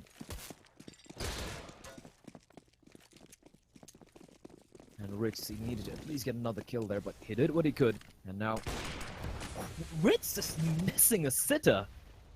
Really can't afford to miss those shots, and it's going to come down to Munnan. The flames are there. Are they going to push in is the question. Munnan, 1 pop flash and is done for. The flash is a little too deep, though, and Munnan is just spraying through the smoke, finds one, gets another before he gets taken down. He's done his job, and DNM and Monster are just waiting. Ritz is going to get another kill, 2v4. And DNM and Wooz is going to get the kill, a crucial kill indeed, and just one guy inside. Monster's going to fall as well. Wooz with the hero plays, but Falcon is there. He spots out Rix, and Rix misses a shot he needed to hit, and Rix, meanwhile, sneakily coming in from the outs, but he's got an op to work with. Not exactly the best weapons to go for the retake. 2v2 now. And Falcon pushing in through the smoke. They have no idea where Rix is, and Falcon spots out Rix. He's gonna get taken. It's all down to Wuz. He needs to get the quad kill. 19 points. Well, the Dream in a 1v2, and the Flames are gonna push him out. He's gonna get a kill on the Ritz, though, but he's gonna burn alive, and that's gonna be it. Brutality, despite a huge comeback, are gonna fall, and Wolves are gonna take this game. 16-11 will be the score. Quite tragic if you're a Brutality fan, but Wolves, credit where it's due. They finally managed to adapt a little bit. They took the sweet time, went for the double ecos, managed to get a utility, managed to get the weaponry, and in the end, they will be the winners. And that's it from our end here. My name is Fett. Thank you for tuning in. I'll see you guys tomorrow. Top line.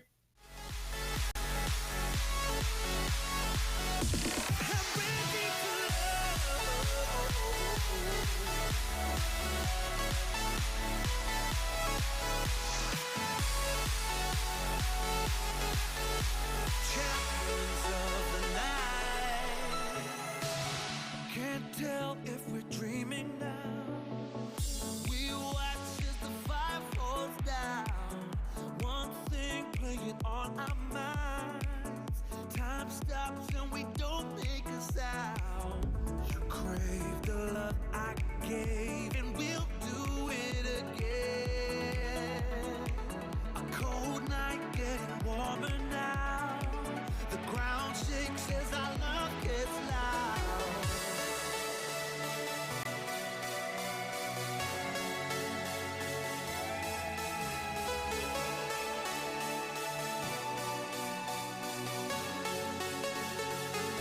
I'm ready to love. We're the champions of the night. I'm ready to love.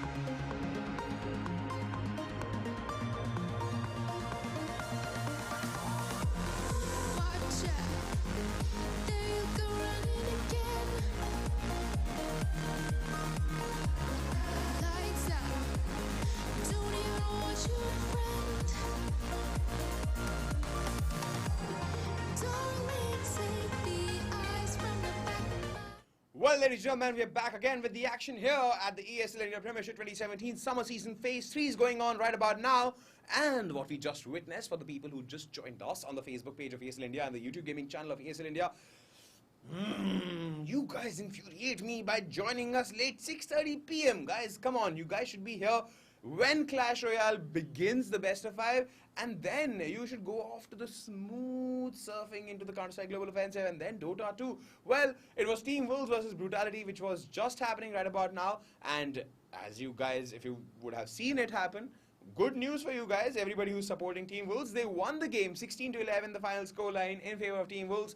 Well done, well done. That's why the old adage goes that Wolves never hunt alone, they hunt in packs. And turns out Brutality was their food for today. Moving on, ladies and gentlemen, we have Dota 2 lined up between Aggressive 5 and White Unicorn, all set and raring to go ahead and battle each other in this 5v5 MOBA. But before we move off into who these teams are, let's quickly take a look at the Masters League standings of Dota 2.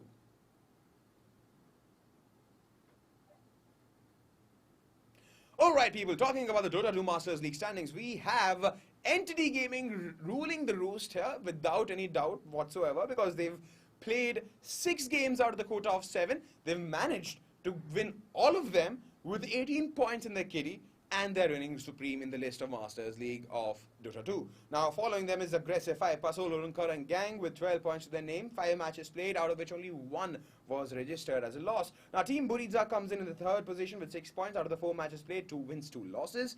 And the Council from Bangladesh comes in the 4th position, 6 points out of the 5 matches played, 2 wins, 3 losses. Now, Go Figure Red is in the 5th position with 6 points out of the 6 matches played, 2 wins, 4 losses, whereas White Unicorn, the match you'll be seeing today, is in the 6th position with 3 points out of the 2 matches played, 1 win, 1 loss. Now 3C4DA and Goal Line Gaming, the 2 international teams here in this bracket of Masters League, they're in the 7th and 8th position respectively, because 3C4DA, the team from Nepal, has managed to secure 0 points out of the 2 matches played because both of them were losses, whereas Goal Line Gaming from Pakistan has a similar story but just more abysmal, because they've managed to lose all 4 of their matches which they've managed to play so far. They still have 3 games in their kitty. Maybe they can save face, maybe they won't. We'll find that out once when they start playing their games. But for now, let's take a quick look into the teams having a showdown against each other today. That's Aggressive 5 and White Unicorn. Now, Aggressive 5 is a Mumbai-based team which is led by Onkar Pasol Orunkar, and the team features many prolific names in the Indian Dota 2 scene such as Bharat Negi Negi, Prasad Bhattosai Nalavade, and Shahbaz Pinkpan Hussain. Now, this team is one of those few Indian Dota 2 teams which boast of a talent such as Pedal Hauto Paddling Nagi, who you may know is one of the few players in the country to be featured on the global Dota 2 leaderboards.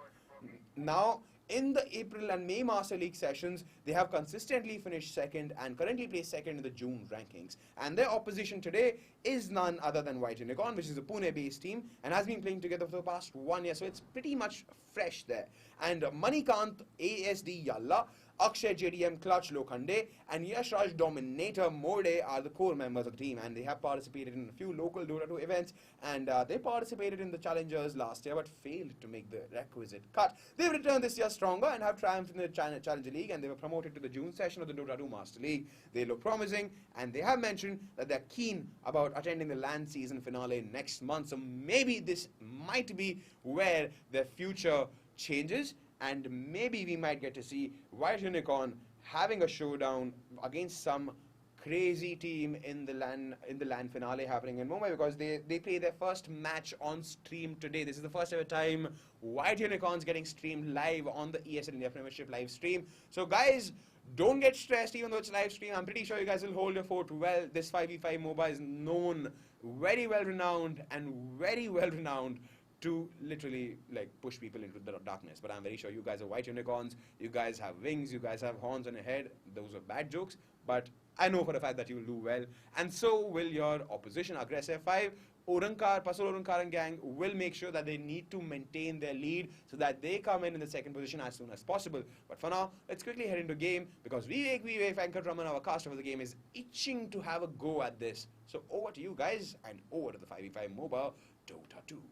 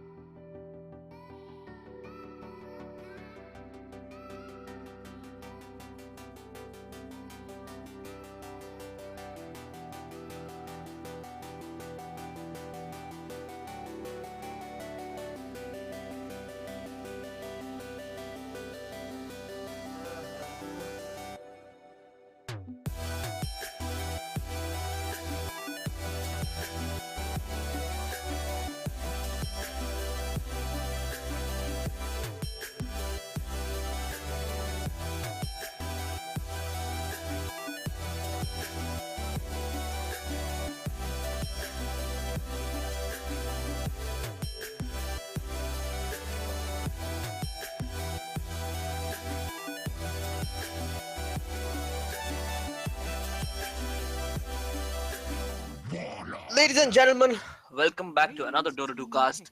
Today we have White Unicorn facing up against Aggressive 5. We are late into the draft. We had some issues with audio, but we're in the game right now. A lot of the bans and picks have gone through.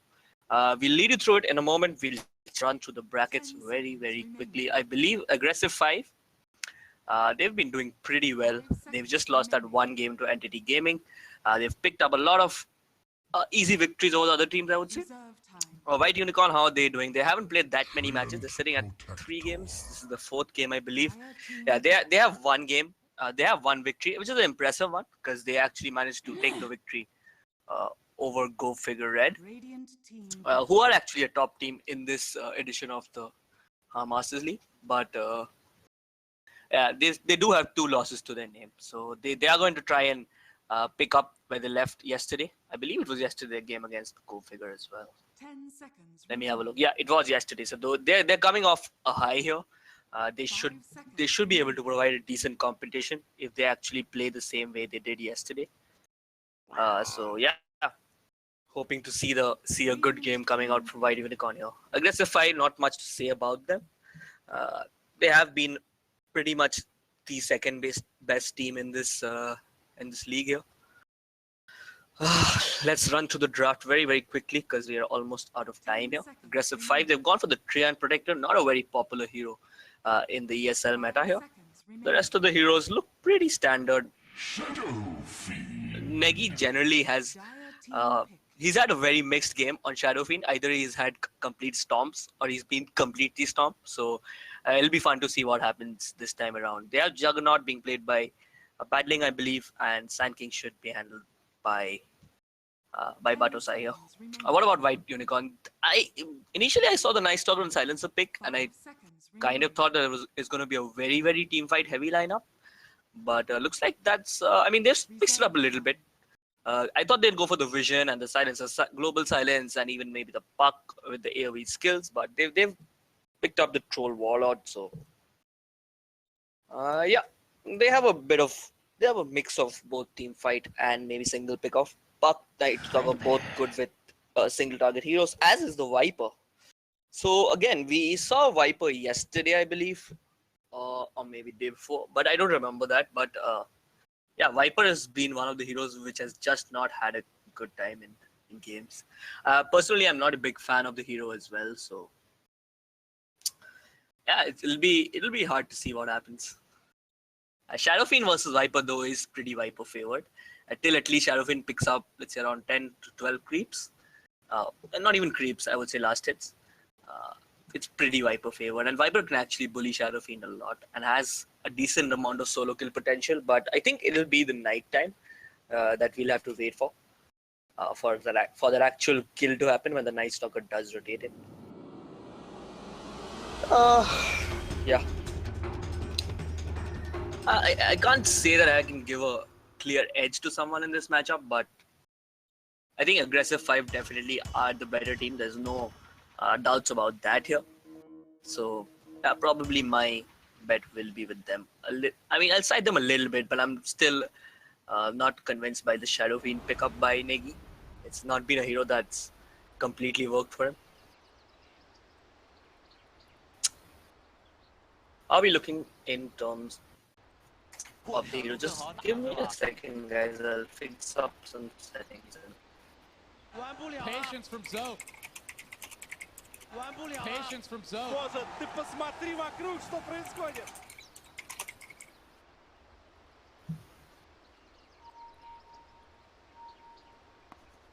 Okay, we'll run you through the lineup pretty quickly. We'll start with the Radiant. We have Pasol who's playing the Jakiro. Yeah, We have Pasol, who's playing the Jakiro. We have Pinkman, who is their new position. He's been a kind of a breakout star in the Indian scene. He's going to be playing the Treant Protector. We have Negi, who's been there for a while, played last year as an offlaner for Beyond Infinity. He's going to be handling the mid role on the Shadow Fiend. We have Paddling. I don't think Paddling was there last season, but he's been there in the scene for a while now. He's going to be playing the Juggernaut. And Sand King will be handled by Batosai. For the Dire, Viper, he's being handled by ASD. Clutch going to take that Troll Warlord Redemption on that on the Night Stalker. We have Puck being played by Dominator and Silencer being handled by Kark. It's been a smoke rotation, a smoke popped by White Unicorn. I think this is just to get some warding done more than anything else, because their team fight, the level 1 team fight, is pretty bad, honestly. Puck not so great. Neither is a Silencer, neither is a Night Stalker for that matter. But they do get a decent ward down. Let's see if this gets countered. There doesn't seem to be any sentries on the side of aggressive 5. Oh yeah, so this will probably a free ward, free vision in the mid lane, and that does mean that ASD will get a lot of harass on the Shadow Fiend with such a deep ward being placed. There are a lot of pings coming in through though. Will they get deep ward off? Yeah, they got a sentry down. Let's see. I think he was spotted as well. Yeah, this looks like it's gonna be a free soul, free 50 gold for the Shadow Fiend here. Yeah, sorry, 100 gold, my bad. Good start there for A5, spotting out that ward. I think it was spotted by the Shadow Fiend, who rotated in pretty quickly onto that ancient area. So Paddling, I think he's gonna be up against the Puck. Puck shouldn't really die in this lane. There isn't any silence coming out from aggressive 5, so it should have a pretty decent time. I should be able to get some last hits in as well. Looks like they've left Paddling for solo for now, which they do seem to do quite a lot. But he actually comes out on top in most of the matchups, so yeah, it's going to be pretty interesting to see what happens here. Yeah, Pasol is rotating in. Jakiro is actually one of the better heroes. Mid lane, we have some rotations coming in from Pikmin. They have gone in heavily on the Viper. You don't really expect Negi on the Shadow Fiend to start battering down as a level 1 Shadow Fiend, but he does manage to get secure his team first blood. It's actually Batosai who got the last hit, but nonetheless, it's lane 1 for Shadow Fiend in a certain way, I would say. ASD not really prepared for that gang, not really expecting Batosai to be there in that bot lane. So finally, the offlaner is back to the offlane, and we'll have a standard laning matchup finally. How are we looking in terms of last hits? Shadow Fiend, yeah, he's not gonna lose the lane very hard now. He's already picked up 7. Pinkman, he was trying to play it aggressive. He's been gone on, but there is that rotation on Bado side. They're trying to get the kill on the Silencer. He's walking up into the other side of the map, and this will probably be a kill for Bado side. 2 kills for him very, very early into the game, 2 minutes in. There is a trade kill happening. Redemption getting that trade kill on that Treant, but I think aggressive 5 will be perfectly happy with this. It's a very, very early and a very, very good start for Bado side. As well as Negi, who's actually going to have a very, very decent time right now here.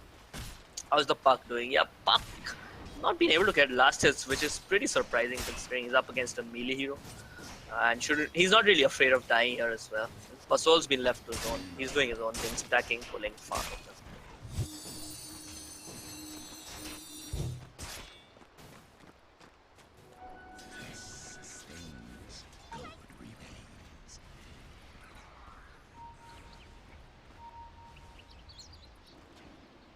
Silencer again rotating and trying to get some harass down on Negi, but now he's aware of this, and that ward being devoured very, very early in the game actually helps quite a bit here. They can't really harass him out anymore, and he's gonna have free reign in this lane pretty much.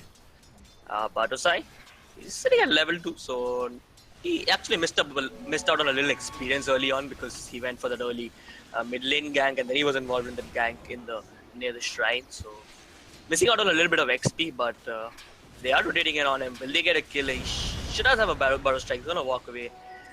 Doesn't have any regen to work with. That's unfortunate, but he does have a ring of regen, so he's gonna slowly regen up. But let's see if they feel confident to stay in the lane, or they want him to make a trip back to base. They don't have living armor, so they can't really heal him up as well. Mid lane, Negi, he's been having a wonderful time courtesy that early ward kill and that first blood which they got on that Viper. He's doing pretty well. Viper not being used for what he was picked. Not being able to get that early harass on that Shadow Fiend. How's Sand King doing? Yeah, he's sitting at level 3. He's picked up 2 points in the Burrow Strike, which is interesting because generally you see that 1-1-1 build. He gets a Sal ferried out and he uses it. Pikmin still sitting at level 2. He'd ideally want to have the level 3. He's get some harass off onto the troll waller. They're going in with the lead seed, but I don't think this will be a kill. Just a little bit slow. He pops a salve. I don't think this will be a kill. Badosai in too deep. He's trying to get some caustic hits off. Yeah, there's going to be a kill actually. But it might cost Badosai's life. It does, but it's totally worth it as you trade your offlaner for the safe turner. I think if the Treant Protector had a point in living armor, they could have even saved Badosai there. But he's been gone on by the Night Stalker here. He pops his invis, but there is a sentry. It's not in range, and he's gonna live pretty easily here. And they've actually turned it onto the Night Stalker. It just turned night, so he has that MS to work with. He's gonna walk away here. Badosai gets a lot at himself, and he doesn't have any regen to work with here, so he's probably looking at another base trip here. Fountain not up for another 20 seconds at least. How's the Shadow Fiend doing? He's come back to the jungle. He's gonna push out his lane with the razors and move into the jungle to secure himself some more last hits. Pretty standard stuff coming in from the Shadow Fiend here. How's Paddling doing? Paddling, he's had an okay time, I would say. I think he's missed a few right clicks. Puck has harassed him or bullied him a little bit, but Puck himself doesn't have a lot of last hits to his name here. Ideally, generally you see Paddling with the face boots by this time. So maybe a little bit missing. Oh, I kind of missed a kill there. They actually got out the silencer with the help of that. With the help of the tree and invis and the Badosai Sand King. Badosai, he's pretty low. He's gonna have to use his shrine. Mid lane, Pasol has ridden in for a kill on the Viper. He pops the Viper strike, but this is gonna be a death on the Viper. Second death for him. Silencer rotates in too late to try and make anything happen in that lane. But that does leave Paddling vulnerable for a gank from this Night Stalker. He's wary of it. He's standing near the tower. He's expecting this gank from the Night Stalker to come through anytime.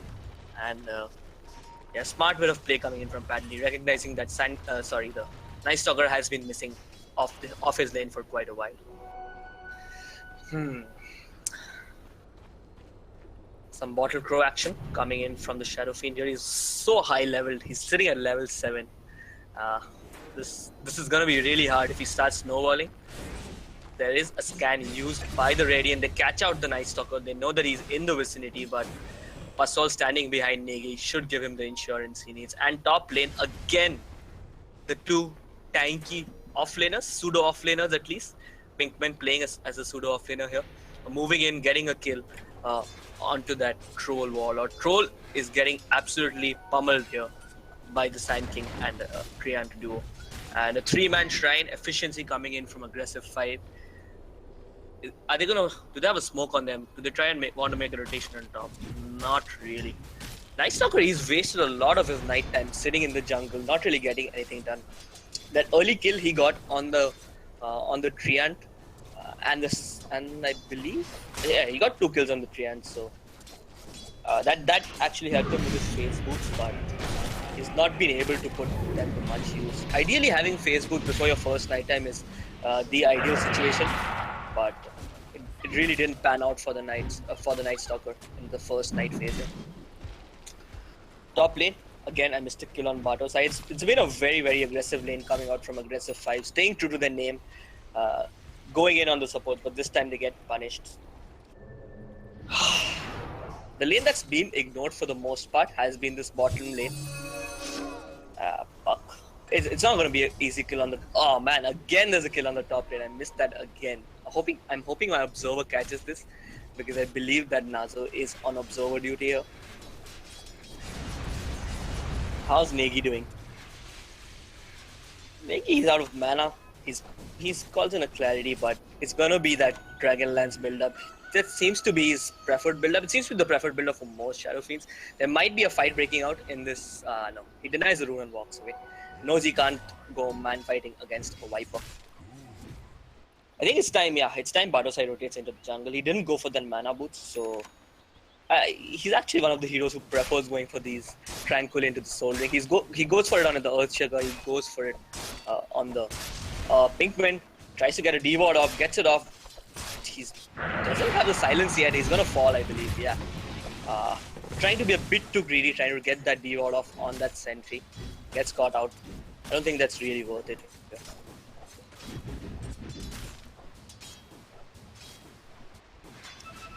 So top lane, it's been a hotspot of action. White Unicorn actually have managed to equalize the kill score based on the Treant coming here and dying 2 or 3 times approximately. And look at this, a smoke rotation in the daytime coming in from the Night Stalker and the Silencer. They're moving on Badosai on the Sand King. Does have a Burrow Strike, but he's been silenced. He's gonna fall in the mid lane, and Viper secures himself his first kill, I believe. Badosai, I think it's just safe for him to go into the jungle and start farming up a blink. There's no real reason for him to be in lane. He puts himself at risk, makes himself vulnerable to these ganks coming in from the Silencer and the Night Stalker. To be honest, you don't expect the Night Stalker to gank early on in the daytime, but it did kind of happen, so. It's actually Negi who's in the jungle, so they're prioritizing Negi's farm a little bit more. They pick up the Ogre Club for him. I think that should be enough HP for him to actually stay in lane at this point. Not sure why they're not keeping him there. It's going to be interesting to see what the build-up is from the Viper here, because I don't really see a lot of Vipers. I really don't see a lot of Vipers, and the ones I do see always end up with having different builds on them. So kind of interesting to see what happens. How's the Puck doing? He has had complete free reign in terms of levels. Not sitting so well in terms of creeps because paddling, he's denied 40 of them. That's actually massive. 40 denies on a Juggernaut, especially against the Puck. So yeah, it's going to be a Whale first. It looks like coming in from Puck. I don't know why he picked up the yeah. It's going to be a PT actually, not a Whale first. But his blink is considerably slowed down due to this very mechanically skilled player that paddling is. And finally, we have slowed down in the pace of the game. 7-6 is what the scoreline reads, and there is a little bit of a goal advantage, not much to speak of for aggressive 5, and I think much of it is because of the Shadow Fiend power farming his way in jungle. Badosai, I'm not a big fan of this sitting in the trees and trying to leech up some XP. I would rather have him in the jungle and Negi in the lane. He could even farm these 2 camps here near the shrine, but not really sure what he's achieving by sitting in the lane. He's already at level 6, so it does have a point in the ultimate to work with. Not sure that he needs one more level really to start farming it. Bot lane, there is a congregation of heroes. Night Stalker coming in. There is still 30 seconds for the next night time, so paddling will be a little bit wary for this. They are moving in on the tower. Night Stalker waiting in the wings, but it is daytime, so he is not at his strongest here. Meanwhile, on the top lane, there is a 2-man rotation onto the Troll Waller. There is start off with a Burrow Strike and a lead seed. He's gonna pop the epicenter as well. Pasol has rotated it on the Juggernaut, but look at this Troll. He's gonna survive here. He's actually gonna survive here. He even has a salve to work with, so doesn't even need to make that base trip. He's just gonna sit and heal up over here. This is the problem here. Not enough damage without the... Oh, that's unfortunate. Paddling comes in from the back line, uses the Omni Slash, uses his Blade Fury as well, and secures himself that kill on the Troll. Troll thought he was safe, but he wasn't. Meanwhile, in the mid lane, the 3-man rotation onto Negi has worked. They see that 4 of the enemy heroes are on the top lane, and I think the Silencer is going to fall as well. He's going to pop the dust and fall himself. There is no TP on Pikmin, so he might get caught out. There is a dust on him, but I think it will expire before the Viper finds him. So it's a tower for paddling. It's a tower and a kill on the enemy safe laner, while they have to trade Negi on the Shadow Fiend, but Holy Horses There is the Night Stalker rotating on paddling. He does have a Blade Fury and the silence is over, so he shouldn't be at too much risk. Yeah, he pops the Blade Fury. There is a living armor on him as well, and Pasol's gonna TP away as well. So yeah, great bit of stuff coming out from A5. They are dodging these nighttime ganks coming out from the Night Stalker here. But yeah, feeding away that kill on Negi does hurt them quite a bit. More so than anything than it's because Negi gets slightly tilted more than anything else. He has a bit of a tilt potential, I've noticed in most of his games. Ooh, top lane, there has been a massive team fight. Global Silence gets popped, and it's gonna be Badosai who's the casualty of all this. Pasol, he gets Viper Strike, and he's gonna be the second hero to fall. Aggressive 5, not really expecting this huge amount of aggression and this tower diving coming in from the White Unicorn lineup earlier on. And yeah, first night time, not really that successful for the Night Stalker, but second time onwards, he's made it work. He's made it work absolutely perfectly. He might be caught a little bit. Have they seen this ward though? This ward makes it very dangerous to defend this tower. I think they saw it. They checked his inventory and yeah, this ward. Ooh, Negi, he's been got on by the silencer and the puck. It pops the Requiem, but I think he's gonna fall. Yeah, Troll Waller rotates in on him as well, and it's gonna be a second death on the Negi, in the recent, I would say 2 or 3 minutes. Sand King is trying to get in range for this Battle Strike. Yeah, he gets it. Gets the return on the silencer, but it's totally not worth it. Battling does secure that mid lane tower, but I think again Negi falling continuously does shift the game's momentum to White Unicorn a little bit. He's farmed well, but he's not really had that much impact here. How are we looking in terms of net worth? Oh, Shadow Fiend, yeah, he's sitting at the top with 6.4k net worth, but his stats don't reflect that. He's sitting at 1, 2, and 2. So, yeah, he's been caught in bad positions, I would say, more than I think. Solo pushing the bottom tower twice and getting punished for it. Fortunately for A5, all their supports are at level 6, which means we do have the overgrowth coming into play, and coupling that with the macro pyre can be huge amounts of magical damage for them. But there is always that threat of the global silence being popped and them getting insta jumped on by the puck. Puck finally completes up his power treads, and it's gonna be a blink actually, but there's still quite a bit of time for that, so there's no real scare on aggressive 5 for that. Shadow Fiend back to his farming antics in the mid lane. He's playing it risky. He's crossed the river, spots the Night Stalker coming in and walks back in time. Night Stalker has had a pretty decent game. That second night time really helped him power his way through. And paddling, he too has been doing pretty well. He's not really scared.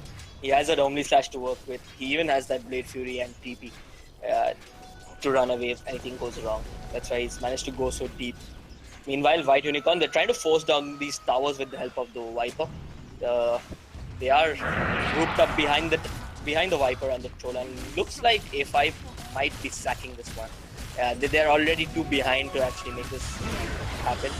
Yeah, they can't really get in a good position here, so they're probably gonna sack it. But look at this, Negi, he rotates in, goes in deep, has a haste to work with. There is an overgrowth pop, but the instant global silence prevents any aggression. Paddling, he has the Omni Slash still to work with. Is he gonna use it on the Viper?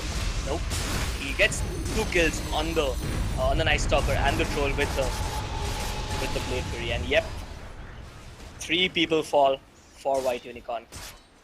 Paddling doing majority of the damage there for aggressive 5. There was a Requiem channel, but it wasn't even used by Negi. And look at this, A5, they're moving into the rush pit. They know that they have secured this early advantage, and Shadow Fiend with an Aegis so early on in the game can absolutely wreak havoc on the White Unicorn lineup there. This can't really be contested as well by White Unicorn.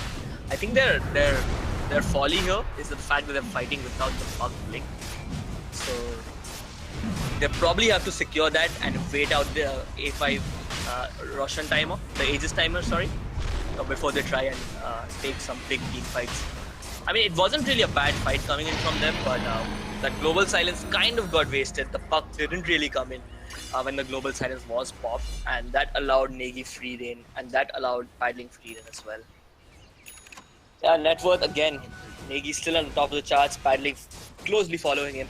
Has picked up the Yasha, and it's going to be a Manta first to try and work out these silences coming out from the Night Stalker and puck.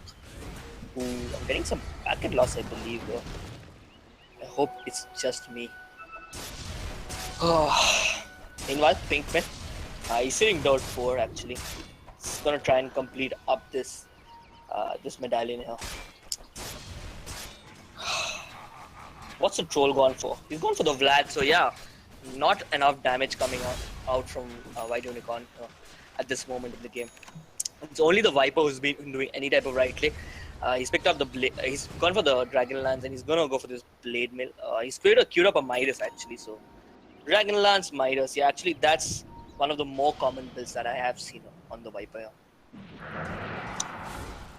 But yeah, White Unicorn, they are playing from the back foot here. I think they can make something work in the next night time. They use some smokes correctly. They can try and jump the A5 lineup. With a global silence, I think it's very, very possible that they actually take 3 or 4 heroes without losing a single one.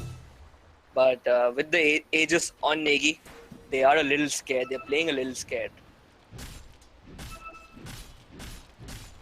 Manta done for Paddling. Just look at how grouped up this lineup is from White Unicorn. They're in the bot lane. They're completely grouped up here, and they're feeling really, really scared. I mean, it's daytime. It's understandable that the Night Stalker doesn't want to make any aggressive forays into the enemy jungle, but staying this grouped up will definitely put his team at a disadvantageous position in terms of XP and net worth. And speaking of net worth and XP, A5, they are slowly but surely pulling ahead. 4,000 is what they're sitting at, which is basically one big item on a core. Are we looking in terms of XP? XP also going massively in the way of A5 due to the huge grouping up done by White Unicorn here. A5 sitting at 7,500, which is pretty significant at 20 minutes in. Sorry, my bad. Oh, I actually missed that it's just 20 minutes in the game, and we've hit the third night time here. Let's see if White Unicorn managed to do anything with it. For now, Night Stalker does show himself in the mid lane. Do they have a smoke on themselves? Silencer? Yeah, he has one. So this could be the time for White Unicorn to go. But will they expect this 5-man presence from Aggressive 5 in the bot lane? Batosai goes in on the Silencer, but the mist. Oh, Paddling! He's been forced up very deep, but he has no Mist Dash to work with. He's gonna walk back. They didn't manage to force out the global silence like they would have wanted to, but Paddling still. They've not gone too deep. They've saved up their Manta style, which is great for them. So they get the tower. I don't think it makes sense to push one more, but Aggressive 5 looks like they want to. They're not backing off. They want to use this Aegis to their full potential, and this could lead to a massive team fight. They do have all the ultimates with themselves though, so all 10 ultimates are in the game, but A5 realized that this is too early in the game and they don't really have enough damage. That is unfortunate. Pasol's TP gets cancelled and he's gonna fall. There's one kill which goes the way of White Unicorn. So yeah, they lose the tier 2, pick up a Pasol kill to make up for it, but that's pretty much going to be all she wrote for them. Back to farming for A5. White Unicorn still preferring to stick through as a group, thus putting themselves that much more behind in terms of XP and gold. But they are trying to pressure this bot tier 1, but I think that does mean that Negi and Batosai might be able to get some damage off on this tier 2. There's no sense defending this bot tier 1 as well. It's not a very, very important tower. You still have your jungle even if you lose this tower. So, I mean, it's still okay to lose it. So, Sand King, he has the blink to work with. He had it in the last team fight as well. I'm going to be keeping my eyes on him to get to get that Blink Burrow strike and that epicenter off. He has 2 points on that epicenter as well, so going to be interesting. But I still think that White Unicorn earned that behind. Sure, they've not taken that many objectives as A5 have, but it's still been relatively okay for them. Viper is not meant to be that hero which stays on top of the net worth charts. He's meant to be that hero who actually goes on heroes like the SF in the team fight and tries to zone them out from dealing damage to the others. Troll also not looking too bad. He's picked up the Vlads, he's picked up the Yasha. He should be able to go. I mean, he doesn't have solo kill potential on the supports because the Jakiro is one with a relatively high armor. He's sitting at 4 actually. Not sure why that dust was popped by the Night Stalker there. He knows that Badosai has a blink to work with, but nothing ventured, nothing gained, I feel. Pinkman, he's working towards his Solar Crest, and I think that's going to be a very, very key item for him. I think once they get it, they're going to put it on Negi, the Solar Crest, and make him walk up high ground and start sieging the towers. So it's going to be a very key item and a very key time in which they pick up, because that will enable the Shadow Fiend to actually try and go high ground. As I said, aggressive fight. They're slowly but surely pulling ahead in terms of net worth and XP here. Most of White Unicorn are stuck to farming from near or behind their tier 2s, so they are losing out on the rest of the farm, which is there throughout the map. The NCs are being farmed by Troll intermittently, and he's been gone on by Badosai actually. There was some type of vision there, I believe, and Negi, he comes in, they use the Macro Pyre as well, and it's totally worth it. Oh, the puck fell as well. I kind of missed that. I think he just blinked into that ice path from Pasol there. So slightly unfortunate for the puck, but this probably means another tier 2, if not the mid and the top one, which falls for White Unicorn. But Badosai, he's gone in very deep, and Omni Slash completed by paddling as well, and they're gonna get a kill on the Viper. They're chasing in deep for the Night Stalker, and they're gonna pick him up as well. 4 people fall for White Unicorn, just not expecting that there is some sort of initiation on that link, which the Sand King has. So this is looking pretty rough for White Unicorn. I think even with the loss of the puck and the troll, they could have still held high ground, but losing that Viper and that Night Stalker does mean that they're gonna probably have to forfeit this lane of racks. Without the Viper, it's almost impossible to fight. The troll does not have enough damage to actually get anything major done. Oh, it's been gone on, but there is a shrine backing up. The Macro Pyre has been popped. There is a Requiem on the backlines by Negi, but it's just one to zone out the enemy. And Paddling TP's out safely, Negi TP's out safely. Pasol will probably also be able to TP out safely. No Dream Coil being committed, and Badosai, he's been the one left alone here. He's gone in solo and picked up 2 kills. That is a massive play coming out from him. Very, very ballsy. The rest of his team TP's out. Badosai says, YOLO, I'm gonna go in. Pops the epicenter, blinks, Burrow strikes, picks up 2 kills. I've criticized Badosai a lot in the past, especially since he's been playing for aggressive fight. Some of his heroes don't look that strong, but his Sand King has been pretty decent. I saw him play Axe. It was below average, I would say. His Magnus was decent, but his Sand King, it looks like he's found some rhythm playing the Sand King.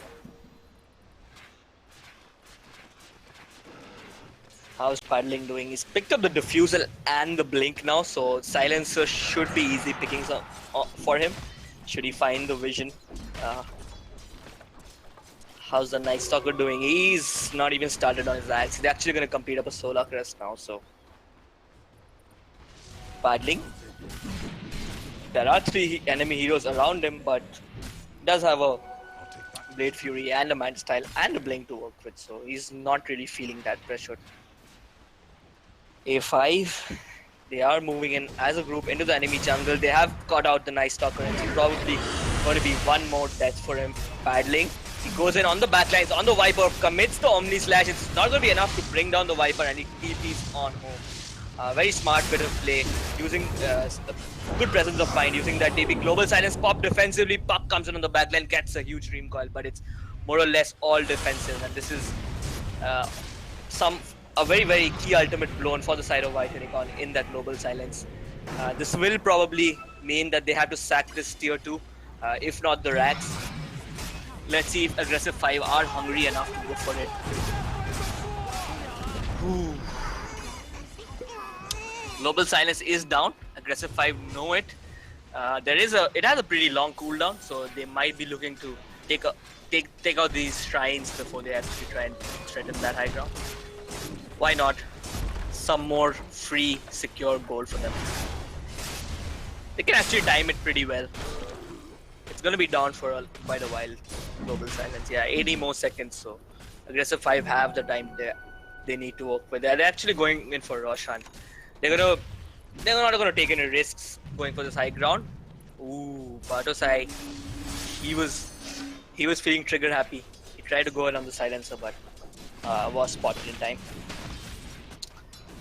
So yeah, one more Aegis for Negi, and I think it's time to group up and push the top lane.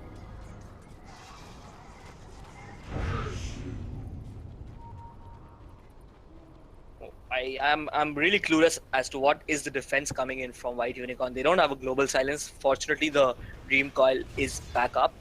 It is also nighttime, and even if it isn't, there is always that that darkness which can be popped by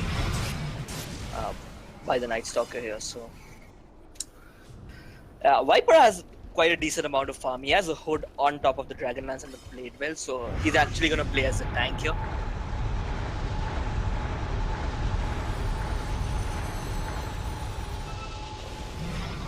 This high ground probably not as easy as the one before because all 5 heroes are alive for White Unicorn.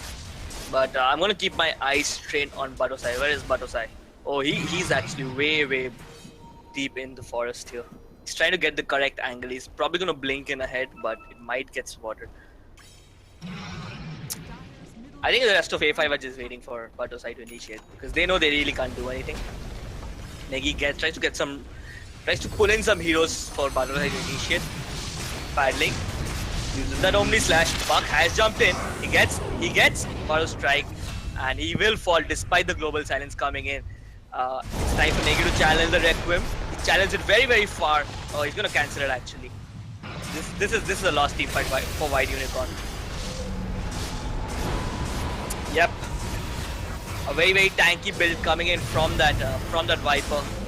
He doesn't have enough damage.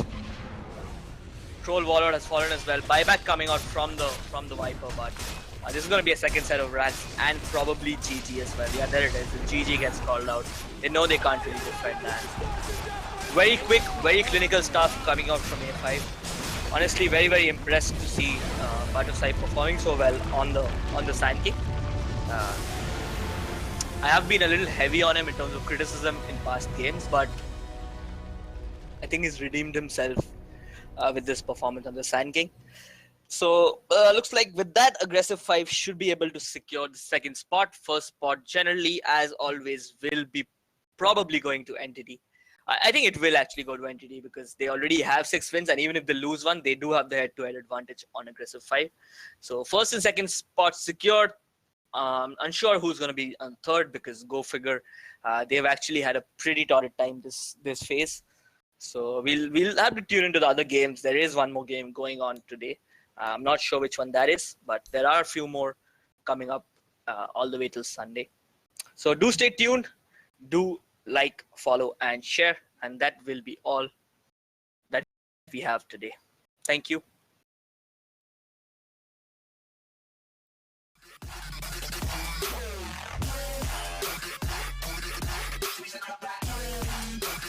You think I'm mad, don't